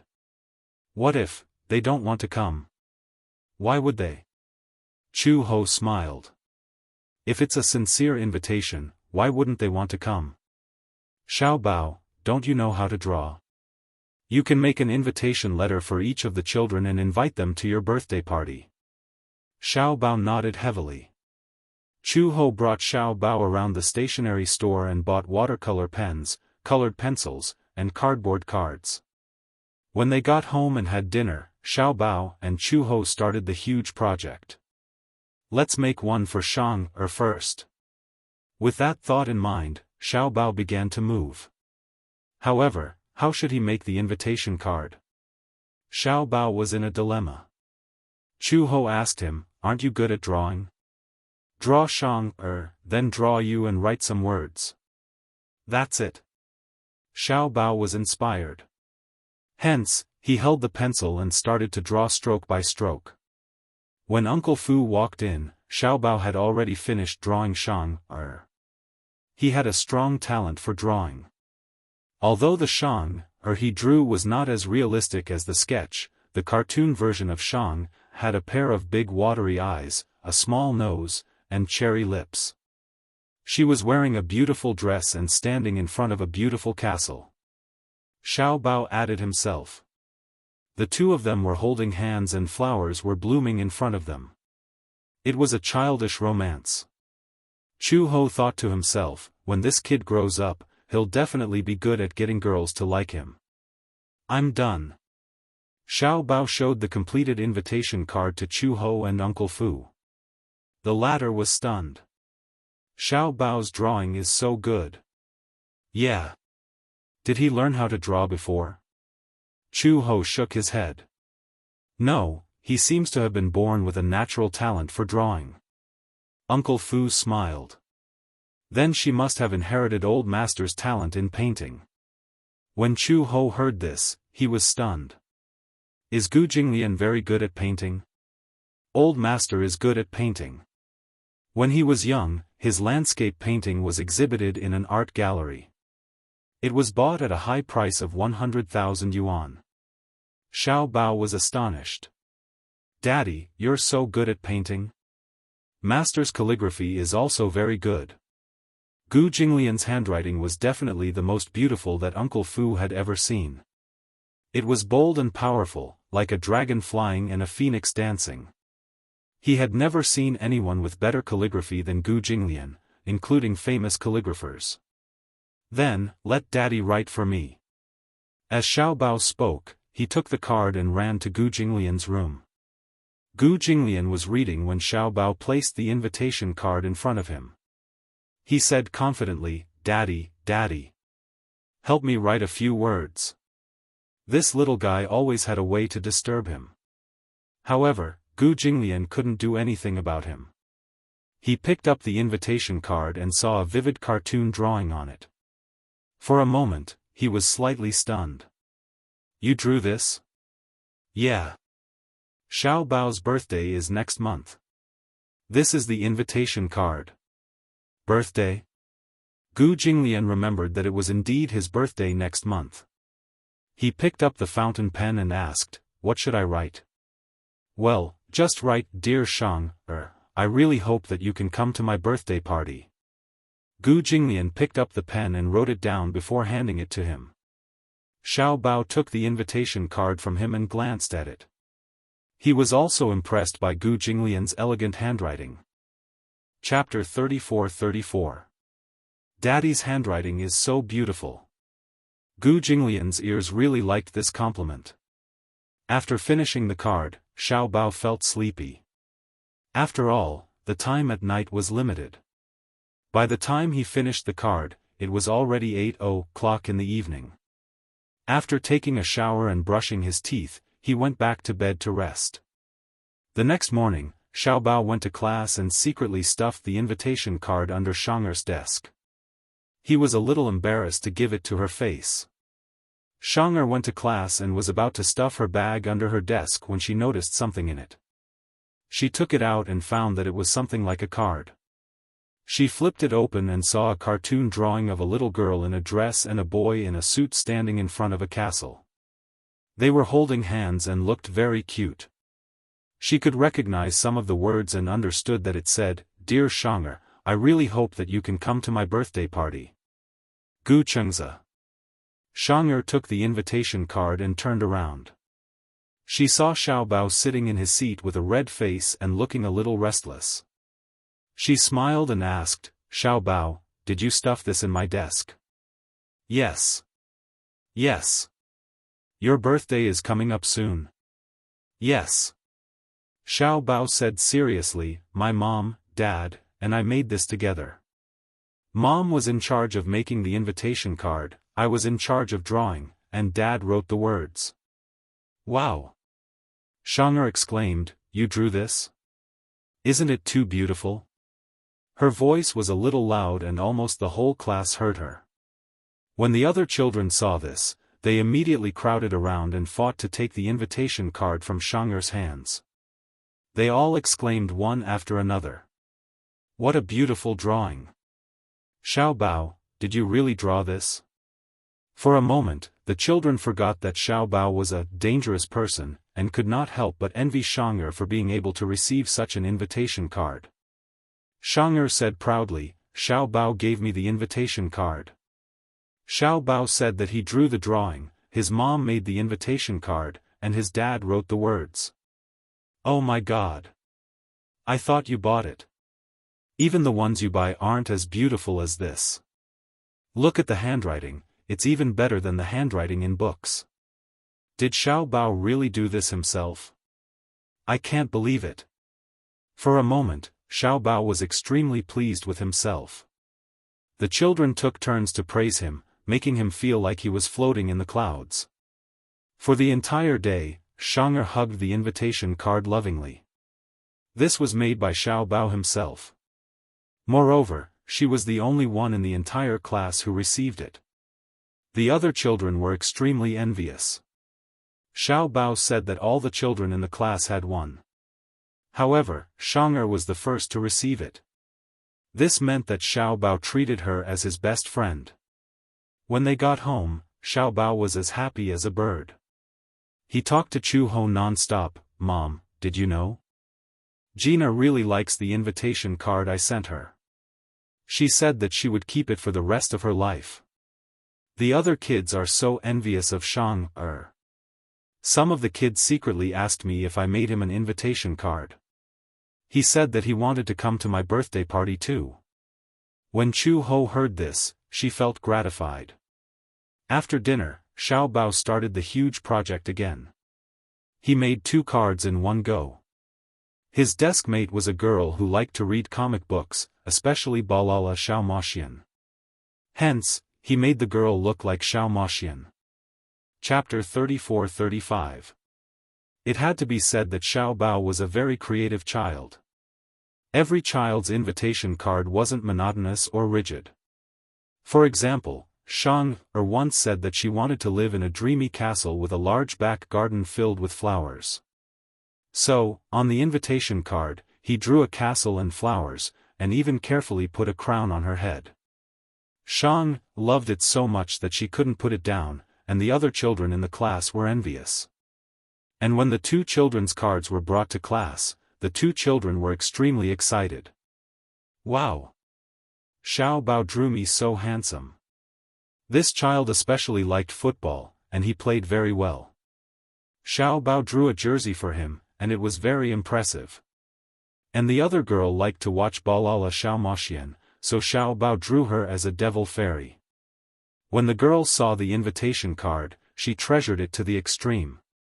From this, it could be seen that Xiao Bao was actually a very meticulous child. He knew how to observe the strengths of each child, or the things that they liked. The sunflower class was in an uproar. This was because Xiao Bao could draw at most 2 cards every night, and then it was time to go to bed. After 3 days, only 5 children in the class received an invitation card. The other children were envious, but they could only look forward to whether or not they would receive Xiao Bao's birthday invitation card. For a moment, they had forgotten that Xiao Bao was the #1 dangerous person, in the eyes of all parents. But because they were reserved, they were a little embarrassed to take the initiative to ask Xiao Bao if he would draw their invitation cards. So, they could only look forward to it. Some children even came to class early, and then nervously rummaged through their desks. If they saw an invitation card, they would definitely show it off to everyone. Those who didn't receive it would have a face of disappointment, and there were even some who would be depressed and listless for the whole day. To them, this was not just a birthday invitation card. Because of the invitation card, Xiao Bao's relationship with the other children in the class gradually warmed up. Perhaps Xiao Bao didn't realize, but now, he and the other children had recovered their close relationship. As soon as Xiao Bao arrived in class, all the children stared at his every move. Their eyes were filled with yearning and curiosity as they stared at his hand. Their gazes followed him, wanting to see who his new invitation card was for. Those who didn't receive it would naturally sigh. The children who received the invitation card would bring it home and tell their parents about it. Most of the parents were reasonable. Seeing that Xiao Bao's family was so thoughtful, and that they even personally drew a card, they changed their views. Almost all the children who received the invitation cards were allowed by their parents to attend Xiao Bao's birthday party. Chu He, on the other hand, was keenly aware of it. Sometimes, when she went to pick up baby Chu after work, she would see many children excitedly surrounding him and asking him questions. "Xiao Bao, who are you going to draw today? Draw me, draw me. Xiao Bao, I'll definitely go to your birthday party. When the time comes, I'll definitely prepare an awesome gift for you. So, can you give me an invitation card that you drew for me?" On the way back, Chu Ho couldn't help but ask him, how many invitation cards are left. Chapter 34-36. Daddy's handwriting is so beautiful. Gu Jinglian's ears really liked this compliment. After finishing the card, Xiao Bao felt sleepy. After all, the time at night was limited. By the time he finished the card, it was already 8:00 in the evening. After taking a shower and brushing his teeth, he went back to bed to rest. The next morning, Xiao Bao went to class and secretly stuffed the invitation card under Shang'er's desk. He was a little embarrassed to give it to her face. Shang'er went to class and was about to stuff her bag under her desk when she noticed something in it.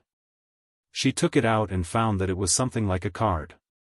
She flipped it open and saw a cartoon drawing of a little girl in a dress and a boy in a suit standing in front of a castle. They were holding hands and looked very cute. She could recognize some of the words and understood that it said, "Dear Xianxia, I really hope that you can come to my birthday party. Gu Chengza." Xianxia took the invitation card and turned around. She saw Xiaobao sitting in his seat with a red face and looking a little restless. She smiled and asked, "Xiaobao, did you stuff this in my desk?" "Yes. Yes. Your birthday is coming up soon." "Yes." Xiaobao said seriously, "My mom, dad, and I made this together. Mom was in charge of making the invitation card, I was in charge of drawing, and Dad wrote the words." "Wow!" Xianxia exclaimed, "You drew this? Isn't it too beautiful?" Her voice was a little loud and almost the whole class heard her. When the other children saw this, they immediately crowded around and fought to take the invitation card from Xiangxia's hands. They all exclaimed one after another, "What a beautiful drawing! Xiaobao, did you really draw this?"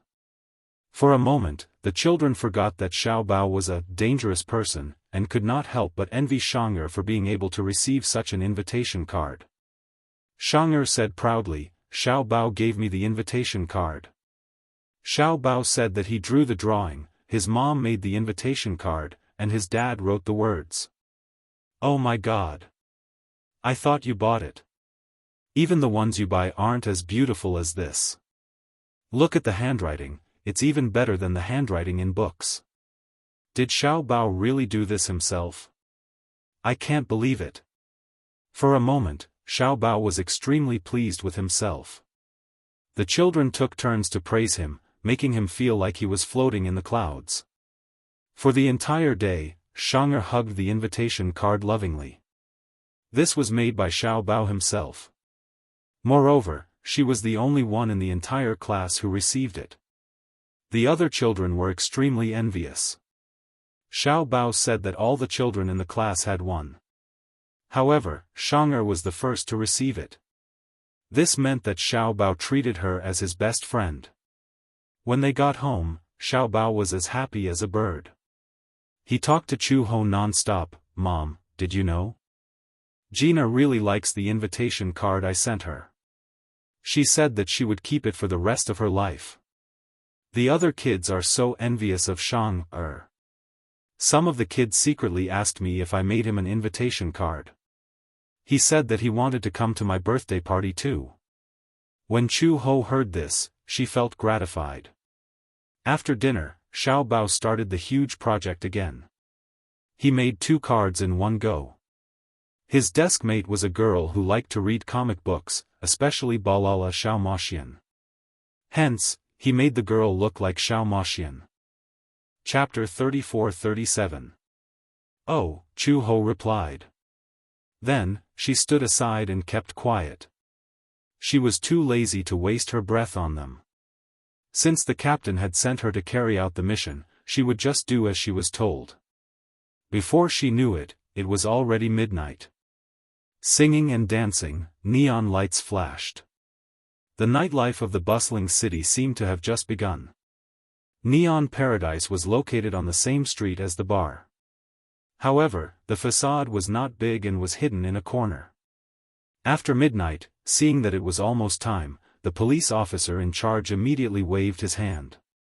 A few of his subordinates pretended to be customers and entered the KTV one after another. When they walked into the KTV, they saw a big round table. As the KTV entered the midnight area, in order to attract more people, many girls in bathing suits stood on the dance floor and showed off their supplies. They danced provocatively to attract attention. "Vice Captain, we found the room, 4302. A colleague's low voice came from the earpiece. The vice captain turned around and glanced at the crowd. He said slowly, 4302, one of you go and check how many people are in the room. Chu Ho was about to walk out, but someone was faster than her. A tall and thin man stood out. Vice Captain, I'm more familiar with the terrain here. I'll go and check the situation first. Okay, go and see how many people are in the room. Okay.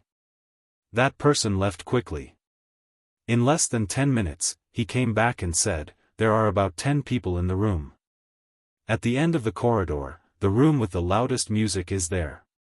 The doors of KTV rooms were often made of transparent glass. Through the glass, he saw 6 or 7 men inside, each holding a woman. They were smoking and swaying their bodies to the loud music.